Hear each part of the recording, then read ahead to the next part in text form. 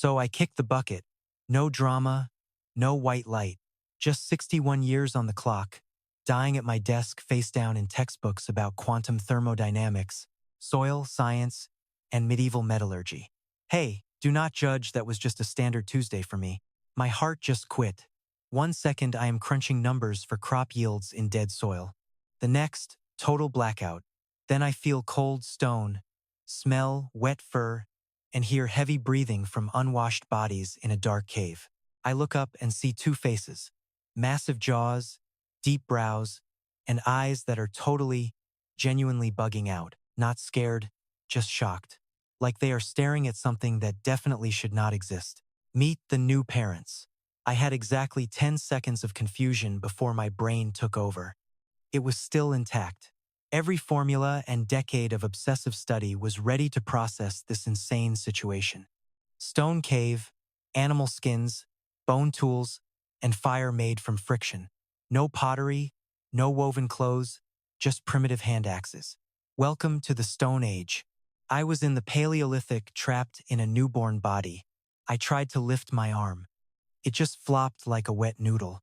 I tried to speak, but only a pathetic, high-pitched wail came out.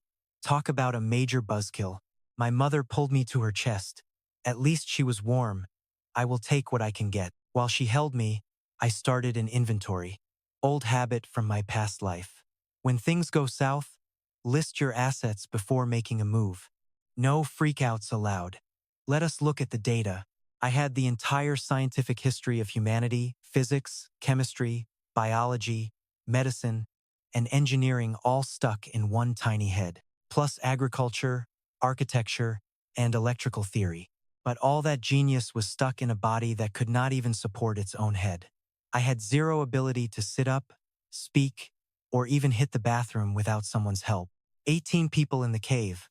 My new dad was built like a brick house with a permanent scowl, shoulders like a tank, and a face that had been broken at least twice. He watched me with cold, calculating eyes. A real hunter.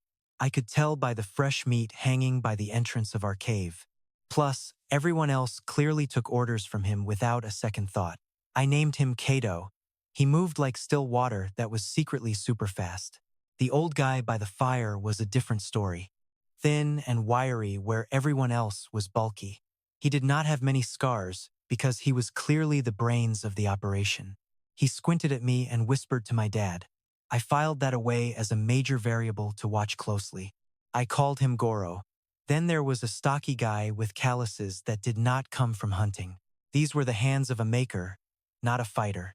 He was messing with a piece of flint like a total pro. I named him Tetsu.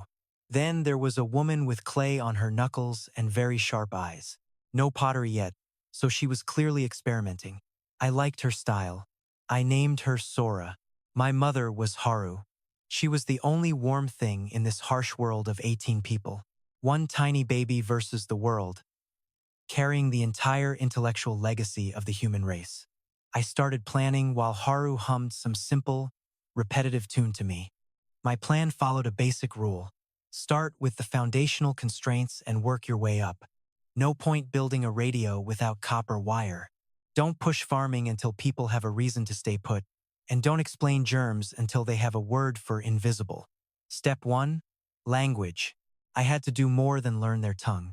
I had to reshape it with concepts like quantity, cause, and effect. Step 2 was trust.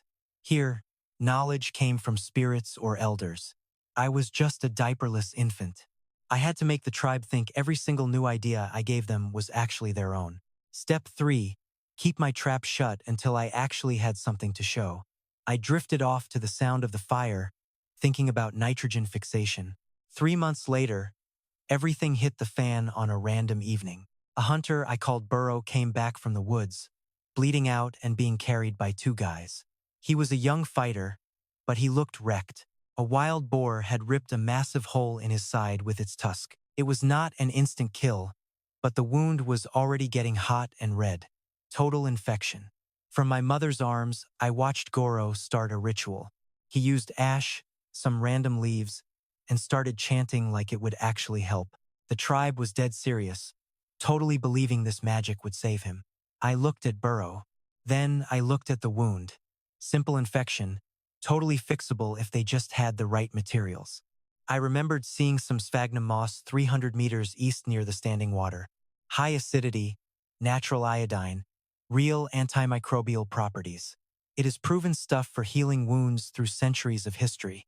Only problem? I was just a 3-month-old infant. I could not exactly hike to the creek, grab some moss, and give them a lecture on microbiology. Luckily, there was a dry pile of sphagnum by the cave wall. Someone had used it for bedding. I reached out with all my pathetic baby strength. Missed. Tried again. Haru felt me straining and looked down to see the deal. I pointed right at that moss, glanced at Burrow's injury, then stared back at the moss again. She frowned and grabbed it. I made a happy noise, the best I could, and peeked at the wound. She just stared at me for a while. Then she walked over and pressed the moss onto Burrow's puncture. Goro whipped around and barked something harsh. Haru fired back quietly, standing her ground. They started getting into it. The moss stayed put. 3 days later, the fever broke. The swelling went down and the redness finally faded. He was eating by day 5, standing by day 7, and working again within just 2 weeks. For this era, it was a straight-up miracle. Goro loomed over me that night, firelight hitting his narrow face, just watching me. Then he addressed the whole tribe. His voice was formal and heavy, a real proclamation, not a chat. I still did not know all the words yet, but I caught the gist. He told them an ancestor's spirit lived inside me. He was saying this child was sacred. Kaido listened. Then he studied me like he was scouting dangerous terrain before giving a single, slow nod. My first taste of tribe politics in this life, and they totally made the right call. Year 1 of this new life was pure mental torture. Here I was, knowing 12 different ways to synthesize ammonia. I mastered the theory of internal combustion. I could have built a working steam engine purely from memory, sketched the blueprints in the dirt, and listed every spec with my eyes shut tight. Yet I could not utter one real word until 14 months in. So, I put that time to use. As Haru lugged me through the woods on her gathering runs, I mapped out their entire vocabulary. Every object she touched, every sound she made, I linked words to actions and filed them all away. Their speech was way more complex than any old linguistic models ever predicted.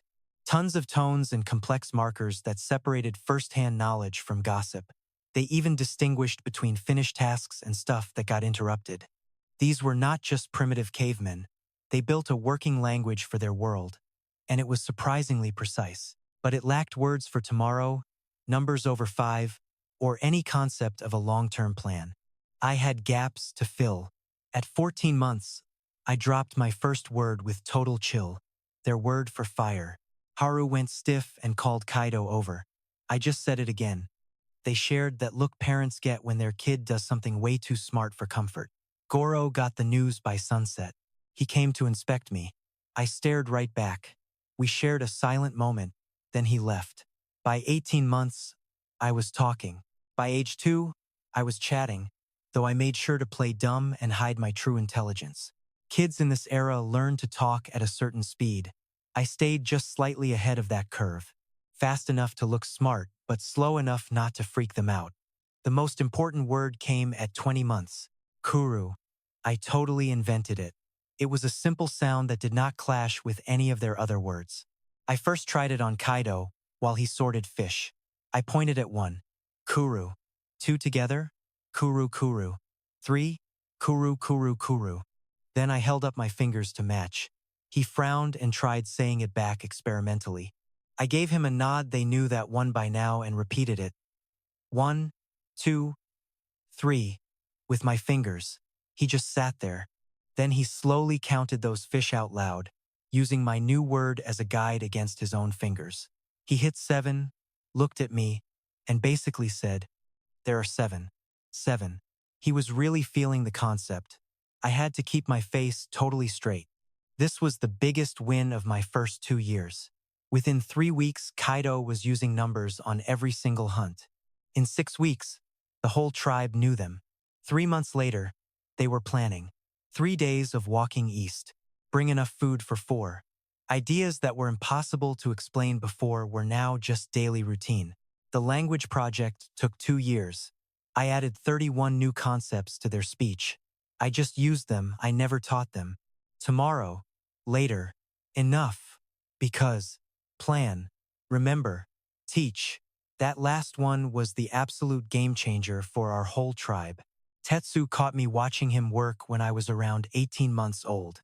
He was busy knapping some flint. It was the standard technique. Controlled fractures, decent edge. It worked. I just focused on his angle of strike. I tracked exactly where the force landed and watched the flakes drop. The guy was wasting 20% of his material on trash strikes. A tiny tweak to the angle, maybe 15 degrees, would give him a way cleaner edge using the same force. It is basic physics, honestly. I actually read all the science papers on this exact knapping technique back in my old life. 3 whole papers. Yet I could not explain physics to an 18-month-old toddler. No way I could talk my way through that, so I grabbed some flint instead. Tetsu watched me closely. I was the spirit child, and he was not easily rattled. He let me grab a tiny scrap. I flipped it in my tiny toddler hands and tapped it against the ground. I was praying I hit that perfect demonstration angle for him. It snapped perfectly. Thin, razor sharp, way better than his last one. Tetsu snatched it up, checking the edge with his thumb like a pro. He dropped it, grabbed his own stone, and shifted his striking angle without saying a single word to me. He did not even look at me. It was like he was just thinking through his hands. The next piece was flawless. He cranked out 4 more, and they were insane. Better than anything he had ever done. Then he just ignored me for the rest of the afternoon. That night, I heard him explaining the new angle trick to the younger hunters. His discovery, his words, his flex, he already owned it. Honestly, perfect. That was exactly the result I wanted. Reality check number 2 hit 6 months later, and this time, it was not about the gear. By now, Tetsu was crushing everyone's output in the tribe. His blades stayed sharp for what felt like forever. His spears lasted 3 kills instead of just 1. Every hunter noticed. Kaido, our leader, definitely noticed too. Problem was, Tetsu started napping more and skipping his turns on the regular hunting shifts. He would ditch the group hunt to stay back, working his stones with crazy intensity. He was producing piles of gear that nobody had even requested. The tribe was annoyed. Obviously, 2 old hunters complained to Kaido that a guy who does not hunt is basically just a freeloader. This wasn't just bias. In a crew of 18 people barely surviving, it was a cold, hard math problem about staying alive. Kaido brought it up at the bonfire. Things got pretty intense. I was 2.5. Sitting in Haru's lap, I listened to the drama and realized I understood everything. Goro claimed Tetsu's skill was some Holy Spirit gift and we should not even question it. Other hunters snapped back that gifts do not fill stomachs when there is no meat. Tetsu stayed silent. Classic Tetsu. I waited for my moment.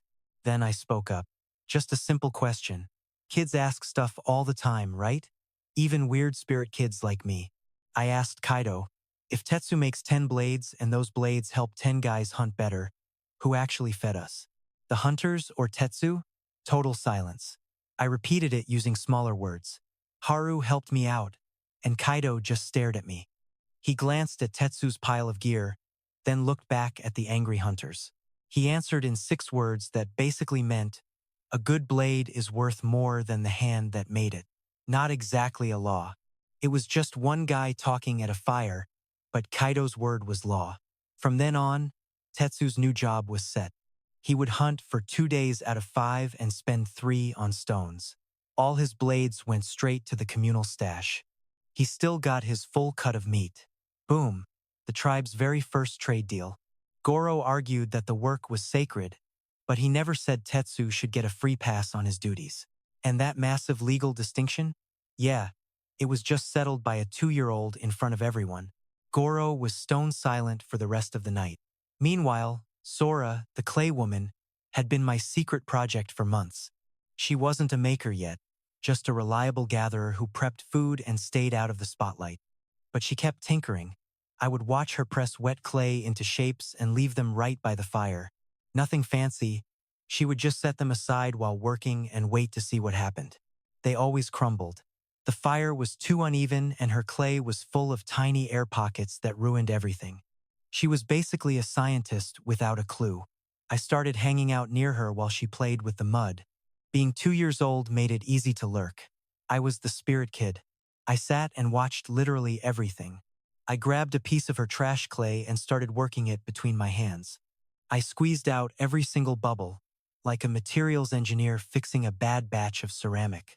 Slow and steady, she looked confused but copied me, then set it near the coals, not inside them, and left it all night. By morning, it was perfect. No cracks. She turned it over, pressed it hard, and it held. Then she stared. We both stared at the flames. She started testing the heat, seeing how close she could get without a meltdown. 3 weeks later, she baked the tribe's first real clay pot. It was small, chunky, and kind of ugly, but it held water. No leaks, not for 1 day, then not for 2. Solid performance. Haru saw it and made this wild sound. Suddenly, the whole crew was crowding around to check it out. Goro held it like it was sacred, giving some fancy speech about how the ancestors blessed us again. Typical boss move. Sora just stayed quiet, already grinding out the next one even faster. Ceramic production line? Officially open for business. Just like that, Sora's whole vibe in the tribe started changing. By the time I hit 3, things were changing fast. You could feel it everywhere, even if nobody could explain why. Tetsu was cranking out blades and needles that would make the neighbors jealous. Those needles changed the whole game. I nudged him toward bone working using my usual low-key methods. I just watch and show off some tricks when the grown-ups weren't looking. Better needles meant tighter seams and warmer gear. Warmer gear meant fewer winter colds. That year, 0 deaths. Total win. Usually, the cold or some infection claimed a few people. I tracked the data but kept my mouth shut. Everyone just felt like this winter was actually doable. Goro threw a party for the spirits to celebrate the good luck. I sat on Haru's lap, watching the show and planning my next move. Next up, a base 10 math system. Finger counting fails after 20, and the trade concepts I'm about to drop definitely need real numbers. Then I passed out, because being 3 is exhausting and it had been a massive day. The second winter hit harder. Not because of the cold, our new clothes were legit. Tetsu's needles and Sora's high-quality prep handled that. Sickness wasn't the issue either. My moss medicine trick had spread, so small cuts weren't killing people anymore. No, the real problem was the food. The eastern hunting grounds were tapped out. 3 months of hitting the same spot, plus a dry fall, pushed the deer way north. We were only bringing back about 60% of the calories we actually needed. Not starving yet, but that slow hunger that turns everyone into a jerk. People were starting to do the math. 2 kids died. Not from hunger, but from some lung bug that hits hard when you're already running on empty. One was 4 years old. The other was 18 months. I was 4 and saw exactly what was happening. I just didn't have the tools to stop it. I noted it down. The next phase starts now. Goro held 3 ceremonies in 3 weeks. The rituals were super elaborate, but totally useless. Goro's rep was taking a hit. He's supposed to talk to the spirits, but when survival is on the line, people notice failure. He knew it too. I'd watch him by the fire every night, just stressing and recalculating. I figured out the hunt plan one morning while watching Kaido lead the guys out in their basic formation. They were just wandering in a pack toward the last tracks. From a systems view, it was a total mess. They were just scaring the prey away, giving the animals a wide-open door to escape every single time. No flanking, no teamwork, just 0 strategy. They weren't even using the terrain to help. I'd been waiting for the right moment. And that moment? It was right now. I hit a patch of dirt and started sketching while Kaido was still in sight. I wasn't being subtle. I used a stick, drawing carefully just like I'd seen Tetsu do. A half circle with 3 marks for the hunters. 2 side marks, plus arrows to show everyone where to go. I put a mark right in the center using the new number system I invented. 3 marks for the actual kill zone. Kaido's brother, Boru, noticed me and came over to look. Then he called another hunter to check it out. They studied my map like pros. These guys live for spatial puzzles. I pointed straight at the deep forest. I sketched out the deer symbol they all know, then pointed right at the arc on my map. I used my surround and trap gesture that I'd been teaching them for months. Close them in, guys. Boru looked at the dirt, then the trees, then the map again. He whispered something to his buddy. The other guy looked skeptical, but Boru wasn't having it. He grabbed a stone and dropped it right on the flank. I put one on the right. He set the third at the top. We checked the layout together. He stood, summoned the other hunters, and broke down the plan using my sketch and his own voice. He messed up the small details, but his logic was totally solid. I didn't say a word. That afternoon, the 3-day hunting average was totally crushed. Kaido returned, staring at the massive meat pile, then at Boru. Boru just pointed at my dirt drawing near the cave entrance. Kaido walked over, stood there for a long time, then locked eyes with me. He grabbed my stick and added a brand new detail to the diagram, a backup hunter spot I had actually missed. It filled a hole in the plan he had spotted out there. He handed the stick back. The guy was right. I just nodded. He made a sound that could have been a laugh, if he ever actually laughed at anything. The big moment finally hit 3 weeks later. Goro called a council after 3 straight wins, the tribe's best winning streak in forever. The guy was no idiot. He knew the vibes had shifted, so he tried to grab control before things moved on without him. He rambled about spirits blessing the hunters and the wisdom of following all his old-school rituals. He preached about his sacred calendar. Honestly, it was a solid speech well put together. It hit deep, delivered with the confidence of a man running the tribe's spiritual show for 20 years. People were feeling it. Then, an older woman stepped up and asked a very direct question. Why did the hunting only get good once the kids started using these new formations? She wasn't being mean, just looking for facts. The fire went silent. Goro started to speak, but I cut him off instantly. I was only 4 years old. Kept it simple. That drawing in the dirt? That was all me. Boru used my plan. It worked.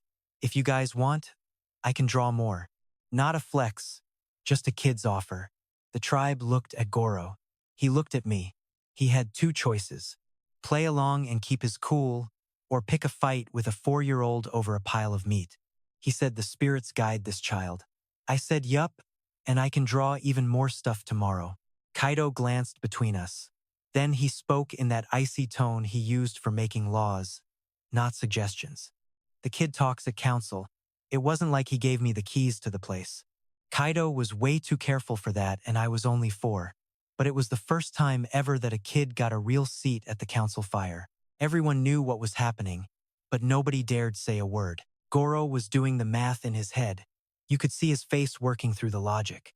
Then he used his big boss voice to announce that I carried the ancestors' message and must be heard at every council meeting. I let him have his moment. He could keep the rituals. I just wanted the power. The setup we landed on over the next few weeks was actually pretty smooth. Goro kept his spiritual stuff, like funerals and births. I didn't touch his side of the business at all. I didn't care about his job, and I made sure he knew I wasn't interfering. Kaido handled the hunting, territory, and fights. It was his show, and his final call. I gave advice when asked and stayed quiet when not. At 4, I was the official advisor, the kid who drew maps and got heard. No power yet. I was something new, a voice the tribe actually listened to, even if they didn't know why. My mom, Haru, just kept feeding me and carrying me whenever my little legs got too tired. She treated me with that tired love moms have for weird kids, loving me even if she had 0 clue what I was thinking. I was cool with that. Spring came, and I turned 5. The extra meat from our hunts only lasted 11 days before rotting. We smoked what we could and stuffed our faces, but we still watched the rest go to waste. 11 days of food turned into total trash, a complete waste. I knew it would happen, but I hadn't built the system to stop it yet. That stops now. I had 2 problems, keeping the food and making more. Storage was the main problem. We needed mass-produced clay pots with lids to keep out the dampness and rats. Sora was only making 8 pots a week. Nowhere near enough. Plus, the way we got food was the real issue. Hunting is sketchy. It depends on the weather and luck, and it puts our strongest guys in danger every single day. Look, I needed a stash that wouldn't just vanish. One fix solved both my massive headaches. I needed experts doing real jobs, with actual tasks to focus on. First move, dealing with the field. I dragged Kaido down to the river when the council was chill. Just us and the morning sun on the water. He is way more chill without a crowd. 4 years taught me that Kaido processes stuff better when no one is staring. I had a grip of wild grain seeds I had spent all week scavenging from the eastern meadow. I got low, dug a tiny groove in the soft mud with one finger, spaced out the seeds, and tucked them in. Kaido just watched. Total silence. I pointed at the seeds, held up 10 fingers, then tracked the sun's path to show time passing. 10 fingers, 3 more times. 30 days. Next, I sketched in the mud. One seed goes in, a stem pops up, and boom, a whole head of grain appears. One turns into a ton. He knelt down, checking the drawing. He had seen nature do its thing before. Every hunter knows grass grows back after fire and seeds sprout where fruit hits the dirt. He got the basics. He just never thought about doing it on purpose, where we want, when we actually need it. I saw the light bulb go off. His face stayed stone cold, though. No surprise there. It always did, but his breath hitched slightly, the classic tell I had spotted after years of watching him learn new tricks. He grabbed a seed, rolled it around, and tucked it into his own little groove right next to mine. We finished planting the rest of the seeds without a word. I stacked 3 stones to mark the spot, the tribe's first real signpost. 34 days later, sprouts were popping up from 20 meters away. Kaido dragged 3 hunters over to see the progress without me even asking. He broke it down in his own way. I just hung back and stayed quiet. By the time they finished talking, 2 of them were already asking about planting near their own spots. The field grew. I sketched out the rows, spacing, and distance from the water. I even showed them which dirt color meant the best drainage. 6 weeks in, we had 3 plots total, maybe 400 square paces. Not enough to feed everyone yet, but it proved the point. 8 weeks later, we got our first tiny harvest. It was not much, but it was real. Wrong season, late start, the output was not exactly peak performance. But we grew this grain where we wanted, when we wanted. No more waiting on the meadow. Time for an inventory update. Food security jumped from 11 days to about 6 weeks, thanks to the hunt and our new field harvest. Goal is months. We are not there yet. Sora needs a workshop and an assistant. I pitched it to the council simply. Sora makes the jars. More jars equals more food stored for later. More food means surviving winter. Sora needs extra hands. No one argued with that. Kaido picked 2 young women, Mei and a quiet girl I called Nori, to assist Sora full-time. Neither had Sora's natural touch with clay, but they were careful and could actually follow orders. I spent 3 days hanging out with them, acting like I was just playing in the mud. I was actually teaching them techniques while pretending to be a 5-year-old who just found some cool clay tricks. No air pockets, even walls. I showed Sora how to check for thin spots using light and how to dry them right. Sora soaked it all up and taught Mei and Nori in her own way. By the end of the week, their jars were good enough for a university lab. No joke. Thick, watertight, and solid. By the end of week 1, 3 workers cranked out 20 vessels. Before, with just Sora, only 8. I had Kaido assign Kin, this young hunter who was low-key amazing at building things, to help the clay group solve a different problem. Lids. A jar without a lid is useless. Bugs and moisture ruin half the food inside. Kin spent 2 days getting annoyed because the lids would not fit right. Then he solved it himself by adding a small lip to the rim to anchor the lid. I just watched him figure it out. Honestly, his fix was better than mine. Then Sora invented the lamp. I had not planned for that yet. I had a plan. Ceramics first, then storage, then tools, then building. In that exact order, but Sora went rogue. She was holding a tiny, cracked cup she had made earlier. Total reject. Won't hold water. She dumped in some animal grease, used a weed for a wick, and sparked it up near the fire. It stayed lit for 4 whole hours. She brought it straight to me. That meant she knew I was the go-to guy for new stuff. Our little bond right there, that connection, Sora treated me like a partner, not just some weird spirit kid. Grew on the down low all year. It was worth way more than anyone else realized. I checked the lamp. The wick was way too fat. It was sucking up fuel way too fast. I ripped a tiny thread from my clothes and showed her how much slower it burned. Skinny wick, same glow. Grease lasts twice as long. She got it. She knocked out 3 more lamps before sunset using the trick. That night, the cave was lit up in 4 spots at once for the first time ever. Everyone moved different, talked different, and stayed up way later getting work done. Tetsu could actually see for once, cranking out 6 blades in the time it usually took to make 3. No one called it a revolution. It was just grease in a cup with a string. But the tribe's work hours spiked by 30% and it cost us literally nothing. This tiny tribe rolled up on a hot afternoon in early summer. 8 people total. 3 adults, 3 big kids, and 2 little ones. They hit us from the southwest, looking skinny and moving real careful, like they knew better than to rush strangers. Leader out front, hands up, keeping things chill. Goro wanted them gone instantly.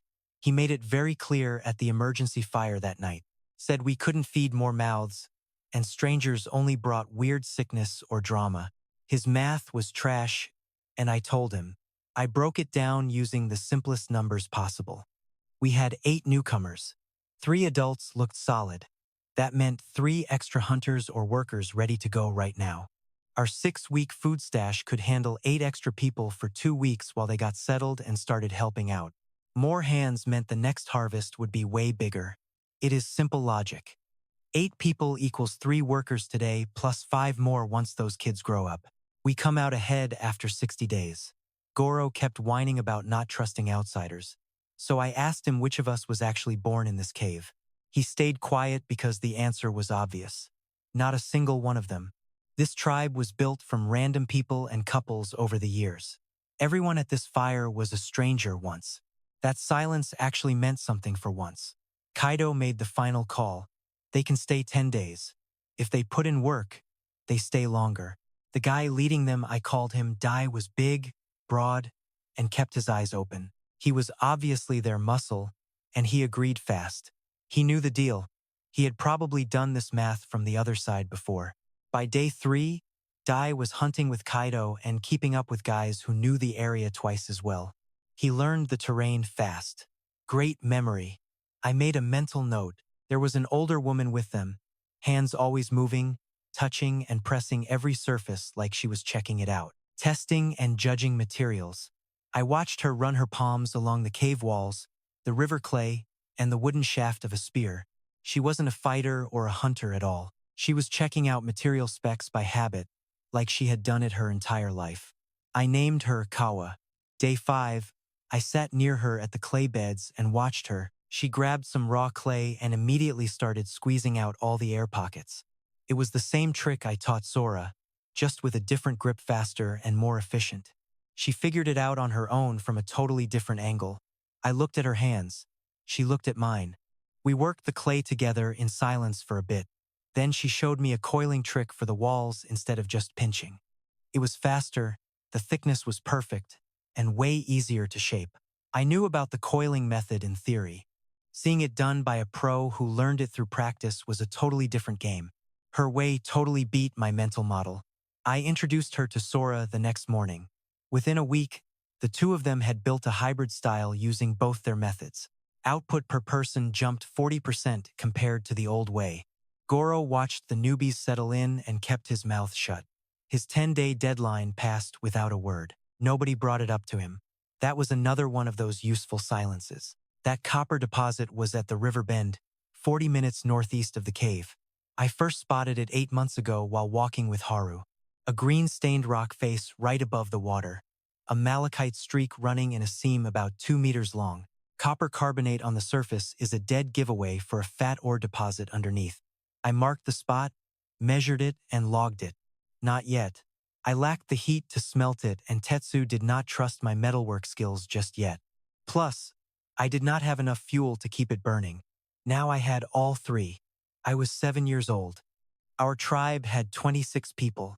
Kin finished the grain storage 12 days early because that is just how he rolls. He always beat my predictions, so I just started adding his overachiever vibes into my math as a reliable variable. Crops were growing. The pottery workshop was actually humming. Those oil lamps totally changed our nights in ways we were still figuring out. Now, it was finally metal time. I dragged Tetsu to the river bend one morning when the light was hitting just right. He wasn't big on talk. I simply pointed at the green-stained rock. He stared at it for a second, then grabbed a loose rock from the bank and flipped it over.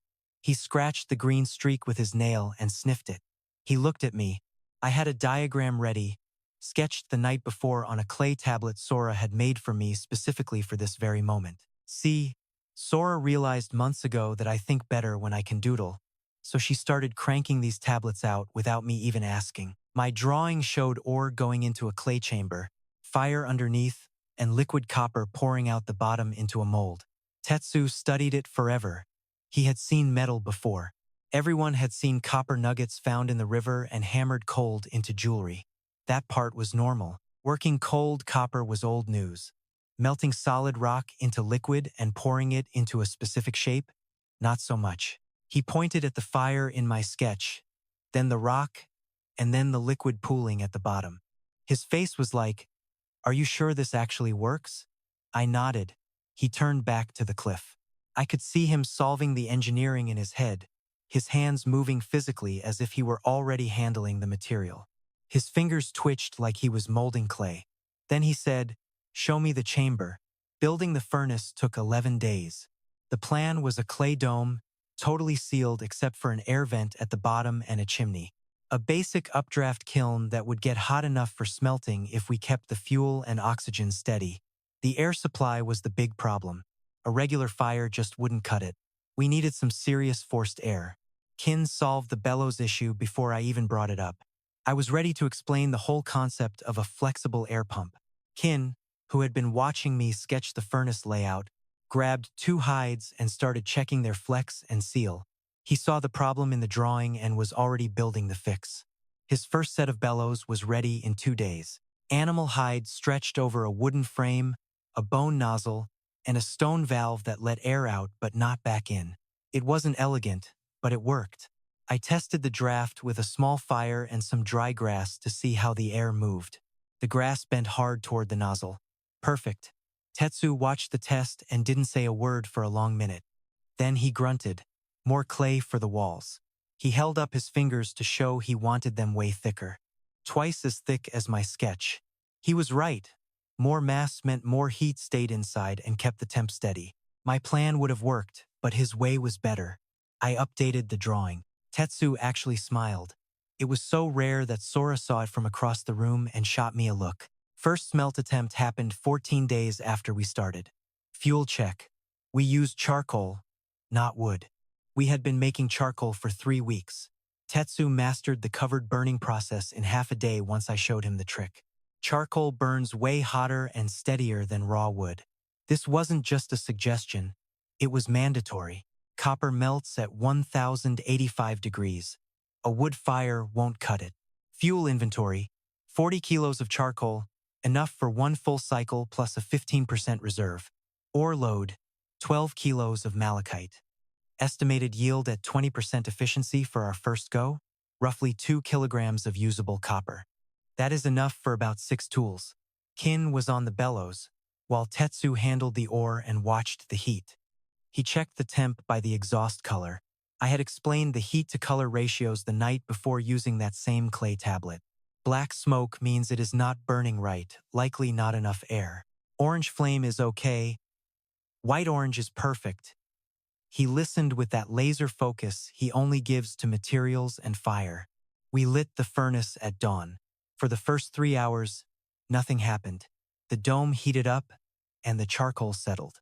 Ken was crushing the bellows with this sick rhythm, so I finally had time to fix the airflow.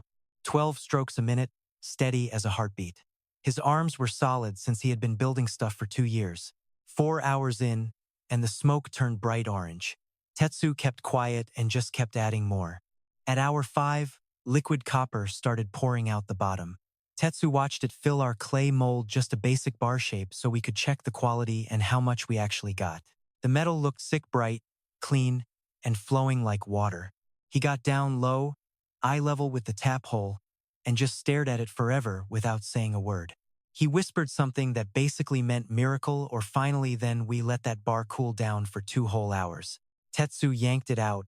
It weighed nearly 2 kilograms, beating my estimates. That meant the air was cleaner than I had thought based on the surface data. He gripped it with both hands, flipped it over, and dug his nail in. It was soft and easy to work with, nothing like stone. He made that little noise he makes when things actually go right. I let him play with it for the rest of the day. By dinner, he had forged a blade way sharper than any of that old flint junk he used to make. It would stay sharp 3 times longer, and you could actually fix it instead of tossing it. He held it up, and the room went dead silent. Tetsu owned the process in 8 days. 2 weeks later, he was running the whole show without me even being there, checking heat by the smoke color and guessing fuel by gut feeling, backed up by the notes on my clay tablets. He used hand signals to tell the guys how to pump the bellows. They had their own little secret language.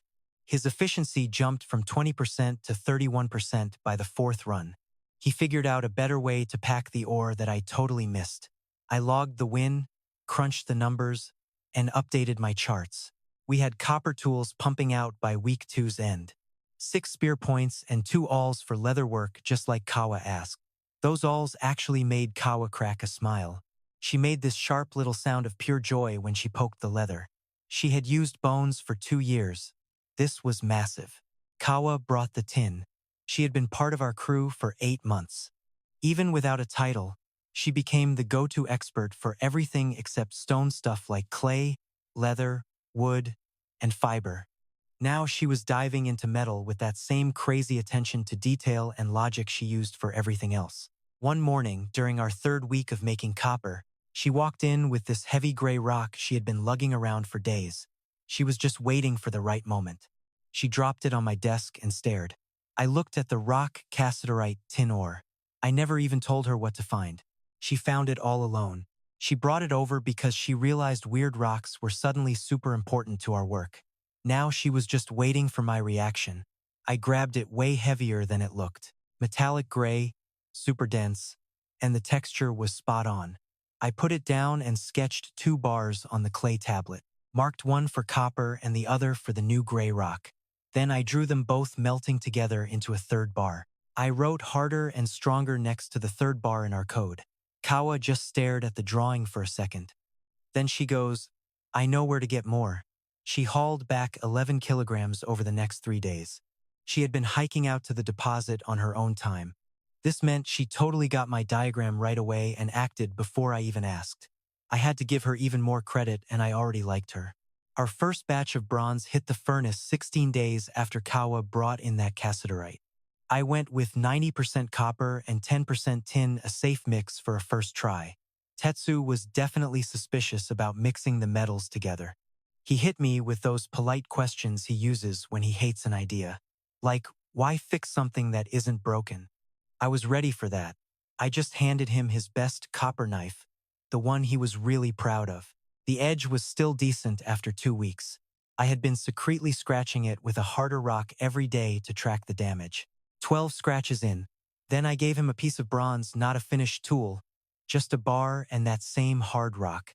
I told him to try and scratch it. He pushed hard, changed angles, and tried 3 times. Only one tiny little line.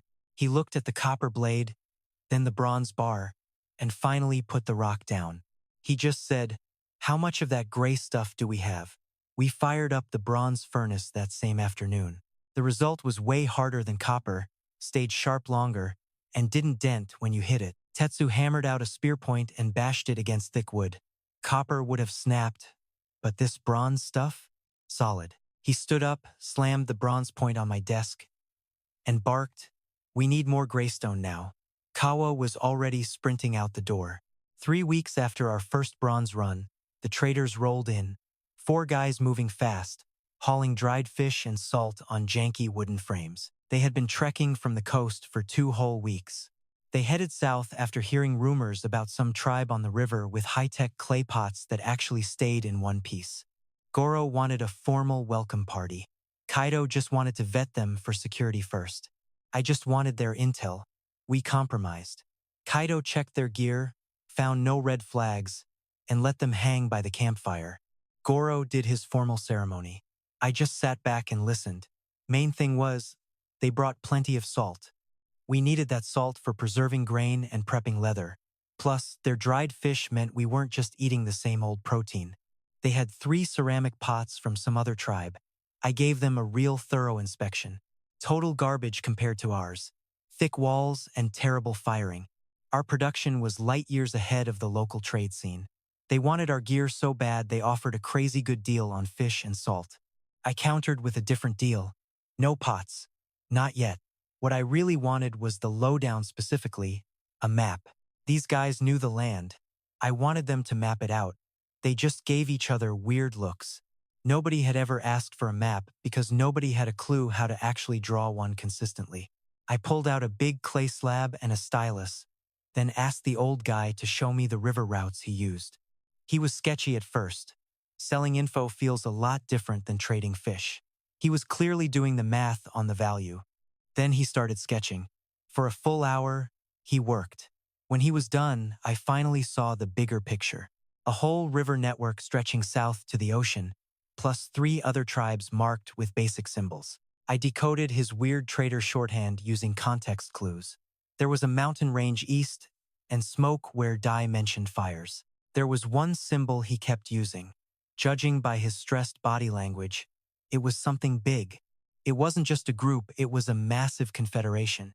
Their territory dwarfed everything else on the map combined. I thanked the traders and swapped 20 pots for the salt and fish. Then I obsessed over that map until my last lamp burned out. Honestly, the cave had been good to us. It was a natural fortress with great views for 18 people living on the edge. But now we are 26 with a pottery studio and forge. Plus the forge, grain silos, and fieldwork happening 300 meters away.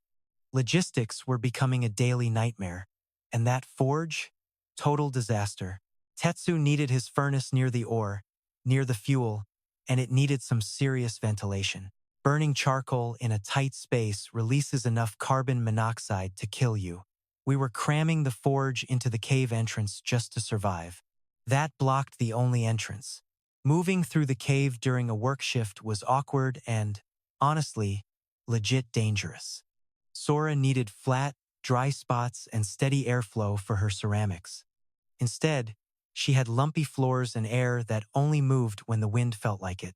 Ken was literally sleeping in the storage shed because he was paranoid about the roof seal failing in the middle of the night.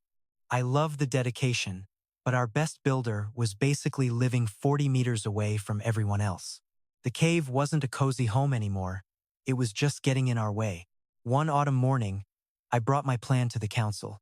I prepped for it like a high-stakes exam because this really mattered. I hit them with the hard numbers first, then dealt with all the emotional baggage second. Finally, I gave Goro a way to agree without looking like he lost his power. The data was clear. We needed separate zones for the forge, the pots, and sleeping without tripping over each other. We were squeezing 26 people and 3 operations into 80 square paces. That is pure chaos. We needed at least 300 square paces, maybe 500. But honestly, the tribe was attached to that cave. It was the only home they had ever known. Moving felt like they were losing their whole identity. I addressed it head-on.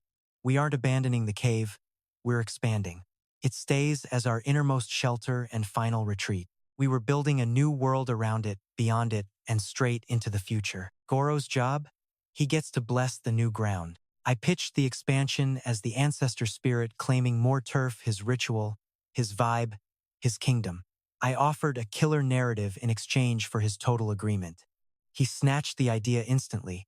No hesitation. Dude was definitely already vibing on it and stoked I just laid it out so smooth. Kaido barked, "Where's the build?" I whipped out the clay tablet I had been grinding on for 3 weeks. Ken stared at the blueprint for ages, saying absolutely nothing. My design was tight. The cave acted as the core, with a massive wall around it and everything inside laid out like clockwork. The forge went northeast, keep the smoke away from the beds and near the water. Pottery studio on the southeast side. Killer lighting from sunrise to sunset. Pantry right in the middle, raised up. Sleeping huts lined up along the west. Huge fire pit in the center. Main gates facing south, wide open ground and a clear view. Side door up north for water trips. Lockable gates. 3-meter walls with spike tops. Dug deep to stop any bad guys from pushing through. 150 paces around. We needed 400 massive logs for this. Every log cut and spiked. Kin grabbed the stylus and tweaked my plan without even asking. First, he slanted the wall base outward, leaning away from the inside of the fort. I drew it straight up, but his tilt meant anyone climbing would lean backwards. Good luck getting over that without falling on your face. Total nightmare to scale. He learned that because I saw him testing it 2 days ago on a section of the old fence he built for the pantry. Dude does his homework. Next, he added a high walkway running along the inner wall. It was a battle station, letting our guys stand high and look down on enemies instead of just poking through gaps. I checked the edits. Not my idea, but totally spot on. Kid's a genius. Honestly, I was going to add that battle deck later in the next version. I just didn't want to freak everyone out with the full fortress vibes yet. Ken dropped it in now. He was already thinking about survival and defense before I even mentioned it. Note to self, keep an eye on him. Ken was thinking way ahead of everyone. I told him, get the wood. He vanished before I even finished. The build took 3 months of pure grind. I ran the schedule through Kaido. Mornings for building, afternoons for hunting, evenings for making gear, 0 days off for construction, but no burnout. We couldn't stop hunting without starving, and tired workers build trash walls. You gotta play it smart, slow and steady. No ego. Can manage the labor directly. The guy was a natural boss. He didn't need me or Kaido backing him up. The tribe listened because he actually knew his stuff. He'd show them exactly how it's done before bossing anyone around. He never gave a job he hadn't tried himself. The crew respected that more than anything else. Walls went up first. You can't build a life without a border to protect it. 2 weeks just for timber. Kin found the perfect trees 200 meters north, straight, thick, and tough. Chopping and dragging those logs was brutal. Hardest thing the tribe had ever done. Worse than any mammoth hunt. For 3 weeks, everyone was whining around the campfire. Like, non-stop. I heard the saltiness, but I stayed quiet. The job had to get done. People get it when work is vital, even if it sucks. They just need to see progress to keep going. By week 3, the south wall stood. 60 paces of 3-meter wall, perfectly tilted. Kin checked every single post himself before burying them deep. That night, the whining stopped. Everyone just stared at what they built, feeling that sweet, sweet taste of a win. I planned it that way. I needed that wall finished right when everyone was about to quit from exhaustion. Not manipulation, boss-level scheduling. The job takes time, but how you stack the wins determines if your crew actually sticks with you. Week 6. The forge goes up while we finish the north and east walls. Pure efficiency. Tetsu told Kin exactly what he needed. No middleman. I loved seeing that teamwork happen. With them vibing on their own, I knew the builders could handle the heat without me holding hands. Tetsu needed that furnace aimed right at the prevailing wind. The floor had to handle insane heat without snapping, while the roof vented smoke but kept the rain out. Kin's roof fix was totally slick. He left a gap between the walls and the top so hot air could escape sideways before hitting the structure. No rain got in because that gap was angled and the roof hung way over. It was the same forge design I had read about in a dozen cultures back home. Kin figured it out all by himself just from the problem. I kept my mouth shut. Some things are better left unsaid. Then, week 8 of the build hits and Goro delivers face slap number 4. My blueprints for the settlement included a special spot just for Goro's holy ceremonies. I stuck it by the west wall, easy to reach and right where it needed to be near the cave entrance. This was a real peace offering, not just some power move. Rituals kept the tribe together, and I was not about to mess with that vibe. Goro checked the plans early and stayed totally quiet, so I figured we were cool. But in week 8, he rolls into the morning council with a counter-proposal. He wanted his building right in the middle of town, right where I put the main fire and hangout spot. He claimed the ancestor spirit belonged in the heart of the camp, not the wall. That middle spot was the one piece of land I absolutely could not surrender. That center area was for meetings, emergency drills, and keeping the big fires under control. Plus, it is the only place big enough for everyone. Putting a building there would create tight hallways and a death trap if we ever got attacked. I let Goro finish his pitch. Then I hit him with a question. I asked, when the tribe needs to make a call, where do they meet? He said, at the fire. Then I asked, and where does the ancestor spirit speak from? He stopped, then said, through the child. I said, then the spirit speaks wherever the council hangs out. If we meet at the center fire, that is where the spirit is. That west wall building is for the big rituals where the whole tribe shows up. The center fire is for the choices the whole tribe makes. Same power, just a different look. Goro stared at me for a long time. He looked at the plans, then said, that west building needs to be way bigger. I said, done. Tell me what you need. He went to find Ken. The center stayed open. Life went on. Kaido was just sitting at the edge of the group during the whole drama, saying absolutely nothing. Once Goro was gone, Kaido made that tiny grunt that meant he approved. I have heard it before, but it is rare. By week 12, the whole settlement was finally finished. 3 days early, actually. Kin picked better wood than I calculated, and setting the posts went way faster than I had ever expected. We moved in on a day that Goro's calendar said was officially lucky for us. His ceremony was super long, lots of fire, ash, and formal speeches about ancestor spirits protecting our new territory. Pretty much the entire tribe showed up. Everyone sat through the whole show. I sat in my council spot and just stared at what we built. A wall 150 paces around, 3 meters high, with an interior walkway the whole way.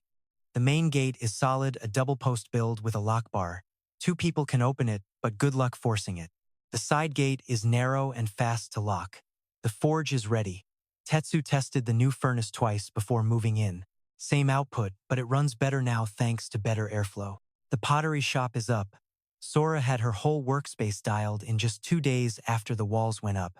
She had some serious opinions about the table heights and where the drying racks went. She was very firm. Nobody fought her on it. Grain storage is done, raised floors, sealed walls, and all the jars are in. We have 8 weeks of food saved. The next harvest should hit our 4-month goal. 8 sleeping quarters, all organized by family groups. Ken added drainage ditches between the houses without me even asking. That solves the standing water problem I was totally planning to deal with later on. Ken was already 2 steps ahead of me. After the party, I found him sitting on the gate platform looking north. I climbed up and joined him. We both just stared at the tree line for a long minute. He said, the wall needs a roof. Guards getting wet is bad. I said, yep, how much wood? He told me. I noted it. Then he says, still looking north.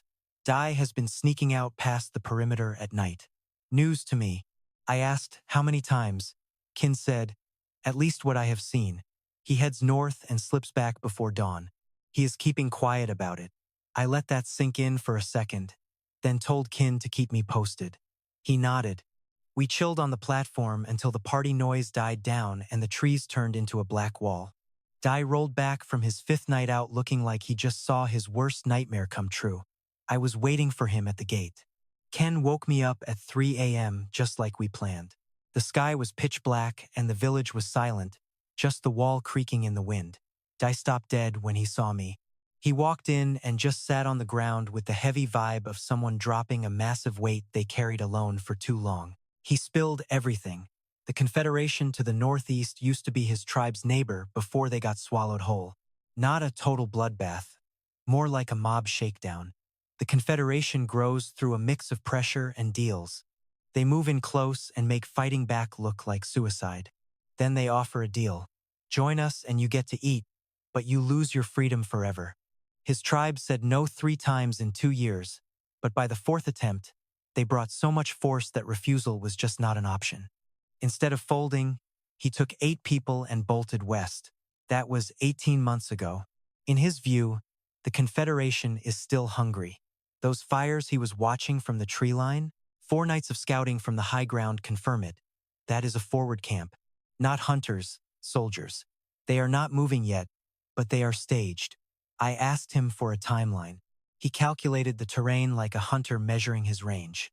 He told me they will move before the cold season is over. They want the hard frozen ground for moving fast.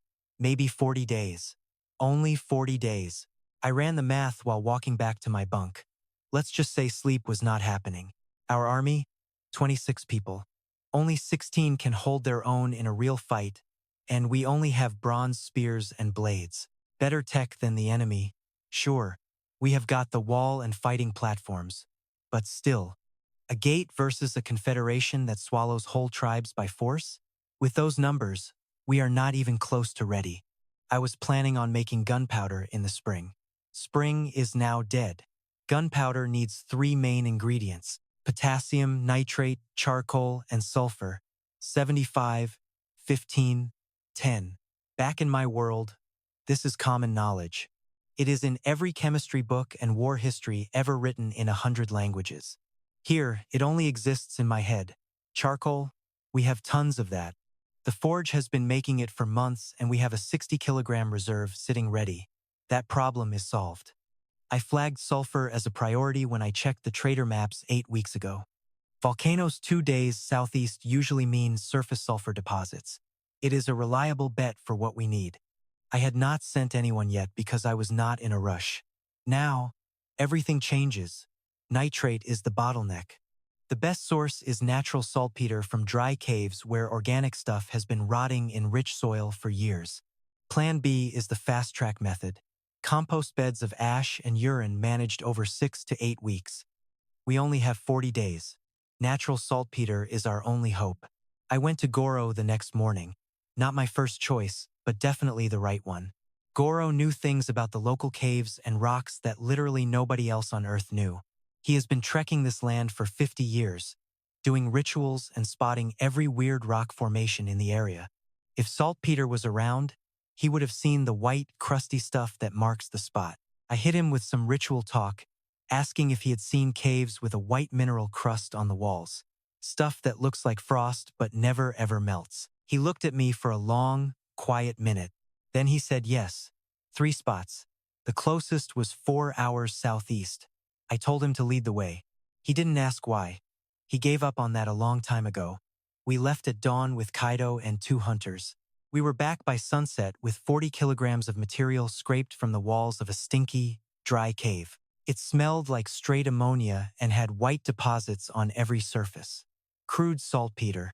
We hit the jackpot. Now for the fun part: purifying, filtering, and repeated dissolving. Then recrystallizing it to strip out calcium and magnesium junk that kills the powder's explosive kick. 3 rounds of cleaning, minimum. I had the gear. Sora's pots and Kawa's smarts were the secret sauce for this build. 40 days. Cutting it close, but doable. I sent Kin's fastest track star south for sulfur that same afternoon. 6 days later, the crew hauled back 22 kilos of raw yellow rock in ceramic jars sealed with clay. The runner, this 17-year-old kid named Shu, was basically a machine built for distance. He crushed it both ways and showed up looking totally wiped out but super proud of himself. I gave him 2 days off. The kid has potential beyond just being a pair of legs. Meanwhile, Kawa took over the entire saltpeter cleaning process. I showed her the ropes once dissolving it, then filtering the gunk through woven fabric, and letting those crystals form as the liquid finally cooled down. She explained it back perfectly, even flagging 2 spots where we'd screw up the batch if we got sloppy with the technique. She asked if the pot shape mattered for the crystals. It didn't. Any old jar would do the trick. That question proved she was already thinking big picture before we even finished the first round. 12 days and 3 cycles later, we had 11 kilos of decent potassium nitrate. It wasn't exactly pharmacy quality, but it was functional and definitely pure enough for what I had planned. On day 14, I mixed a tiny test batch to see if it worked. The recipe: 75 grams of saltpeter, 15 of charcoal, and 10 of sulfur, all ground up separately. No shortcuts. Grind first, then mix. Doing it the other way is how the early guys died. Then I blended them slowly using a bone tool on a flat piece of ceramic. The final product was a grainy, gray-black powder that smelled heavily of sulfur and something way more ancient and primal underneath it. I carried it 30 meters past the wall to a flat rock. Only Tetsu and Kin were there watching. Kaido was in the loop, but I kept Goro in the dark. I piled a tiny 3-gram cone of powder on the rock. I stuck a wick in, backed up 4 meters, and lit it using a hot coal from the clay pot Ken was carrying. The wick hissed for 2 seconds. Then, total chaos. It wasn't a slow burn or a big fire. It was a blinding flash and a sharp crack that vanished in a heartbeat, leaving a scorch mark and white smoke in the morning air. Tetsu jumped back on pure instinct. He just stood there, arms out, looking like a guy whose body moved way faster than his brain. He stared at the burn mark while Ken stood frozen, studying the smoke with that intense look he gets when solving a hard math problem. After a second, he just said, "Do it again, but bigger. Good thing I brought enough for 3 tries." I doubled the dose for round 2. The boom was louder and sharper, a sound this world literally had no name for yet. A bird bolted from the trees 60 meters away. Then, the entire forest just went dead silent. Ken watched that bird fly off, then turned to me. He said, "So this is what you've been cooking up?" No question about it. I just said, "Yeah." Then he asked how we use it to launch rocks. I told him that is the next step. Drama hit that evening face slap number 5. Turns out, Goro definitely heard those explosions. That second boom echoed straight into the village, and the people inside were losing their minds. Folks were crowding the walls to see, and D almost charged out the gate with a spear before Kaido shut him down. Goro intercepted me as I headed back through the secondary gate. He wasn't alone, he brought 2 of the tribe's elders along to look intimidating. That's his official business look, which he uses when he wants to sound like the law instead of just some guy. He said, "Those noises outside, that was you, wasn't it?" I nodded. Then he asked what kind of spirit I'd summoned. I told him it wasn't a spirit, just ground up rocks mixed the right way. It just burns really fast. He stared at the ceramic pot in my hand with the leftover powder. Then he just looked at me and said, "Show me." I put a little pile on a stone near Tetsu's forge, basically Tetsu's home turf, which put Goro way out of his element. I lit it, and the boom was much louder inside the forge area than it had been out in the open.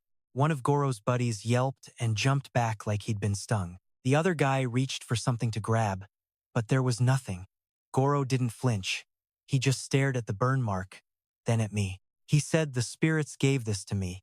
I told him they just gave me the brain to understand how chemistry works. This is just one reaction. There are plenty more. He stood there silent while his 2 goons tried to process what happened. Then Goro turned to his guys and said something officially in that weirdly formal chief voice of his. He used that same tone he had back when he labeled me sacred 18 months into my first life. He claimed the kid pulled fire from a rock, said it was the spirits showing off. You better be scared. And wasting that power? Totally not allowed. Basically, he was tagging the powder as a holy tool before anyone else could ruin the vibe. I totally saw that move coming. I told him, "The ritual is all yours." He stared at me, and his weird face finally looked relaxed. Not warmth exactly, but the chill vibe of a guy who was playing defense and suddenly realized he just won the jackpot for absolutely free. He just said, "Yes." Then he left. His crew followed him out. Kin was hanging by the forge. Once Goro vanished, he whispered, "You traded the ceremony for the powder." I told him, I gave him the ritual to protect the powder. Kin stayed quiet. Then he admitted, "Okay, that is actually way better." Kin's first question after the tests was totally practical. He did not care about the why, he just wanted the shopping list for the build. We sat at the forge before the sun was up. Just us, a clay tablet, and 1 dim lamp. I sketched out the basics of a gun. A tube sealed tight, powder behind a bullet, and fire poked through a tiny hole in the very back. That expanding gas has only one way out. Kin stared at the drawing for a long time. He said, "The tube cannot break." I said, "Exactly. He said bronze is too weak. I said, you got it. We already make iron for tools, but can we make it consistent enough to handle a tube like this? That was the right question. And honestly, it was not a simple fix. The iron we were making from Tetsu's bloomery 4 months ago was just basic wrought iron. It was tough, but unpredictable. The process made this spongy mess called a bloom. We had to hammer it constantly just to smash out all the impurities. The consistency was a massive problem. A barrel with a weak spot would explode the second you fired it. Basically, it would just blow the hands off of anyone holding the thing. I laid it out for Kin clearly. He listened. Then he said, so Tetsu needs better iron before we build the tube. I said, Tetsu needs iron with fewer impurities. To do that, we need way more hammer work, more heat cycles, and tighter control over everything going into the furnace. Kin said, tell me what to tell him. Tetsu's reaction was classic. He did not even bother asking why we needed it. He just wanted a test to know when it was ready. So, we designed the test together. A bar of iron, specific size, smashed with a heavy rock at one spot. Good iron just bends. Junk iron with impurities would just crack or shatter. We tested his current stock. 3 out of 8 failed. Tetsu stared at the broken bars for a second. Then he walked straight back to the furnace. He ran 4 extra heat and hammer cycles on the stock over the next 2 days. Every bar passed the test perfectly. He never asked me for the exact number of cycles. He just experimented until the material was perfect. Exactly what I needed him to do. I noted the time, 2 days for consistent iron. Put that on the production schedule. Meanwhile, Kin was grinding on the barrel design.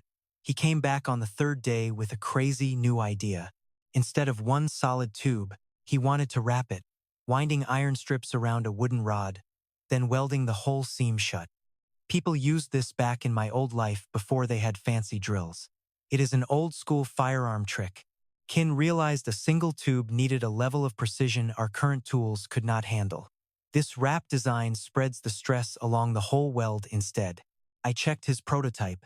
It was a short, non-working section, but the physics checked out. The wrap would definitely handle the pressure.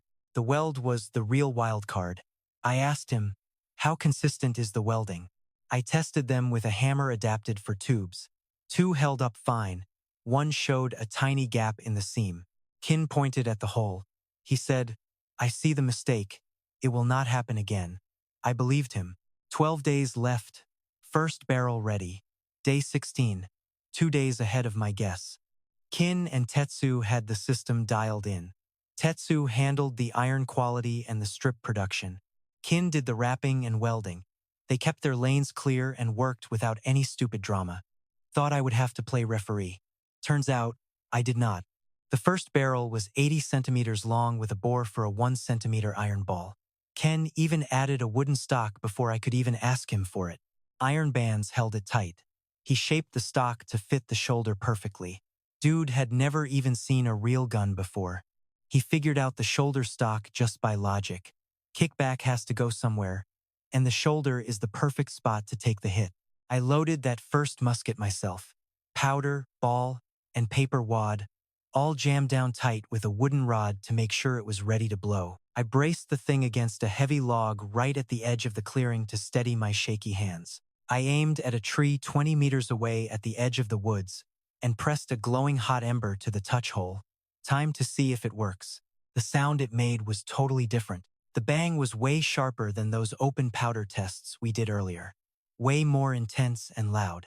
It was a focused blast with a massive kick against the log.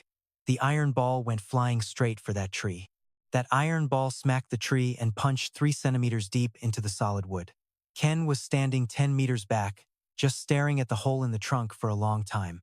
Then he walked up and poked his finger in the hole, measured the depth with his thumb, looking totally stunned.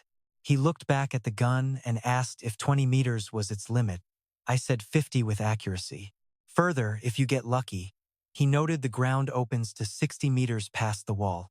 I just nodded and said yes. Then he asked how long it takes to reload, so I showed him. He timed it like a total pro. Years of construction work gave him a crazy accurate internal clock for sequences like this. 45 seconds if you are fast, 90 if it is your first time. He realized they would be on us after one shot. I told him that is exactly why we need way more than one gun. He asked for a count. I told him we could make 8 in 12 days. He just stared out at the trees. He said 8 is not enough. I told him we were building more than that. The howitzer was a whole different beast. 8 muskets against 200 enemies only buys us a few seconds of survival. We needed a much bigger plan than that.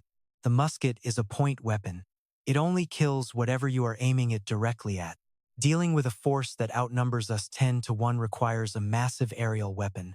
I needed something that did not need precision because it hits everything in its path. Something that clears out an entire zone.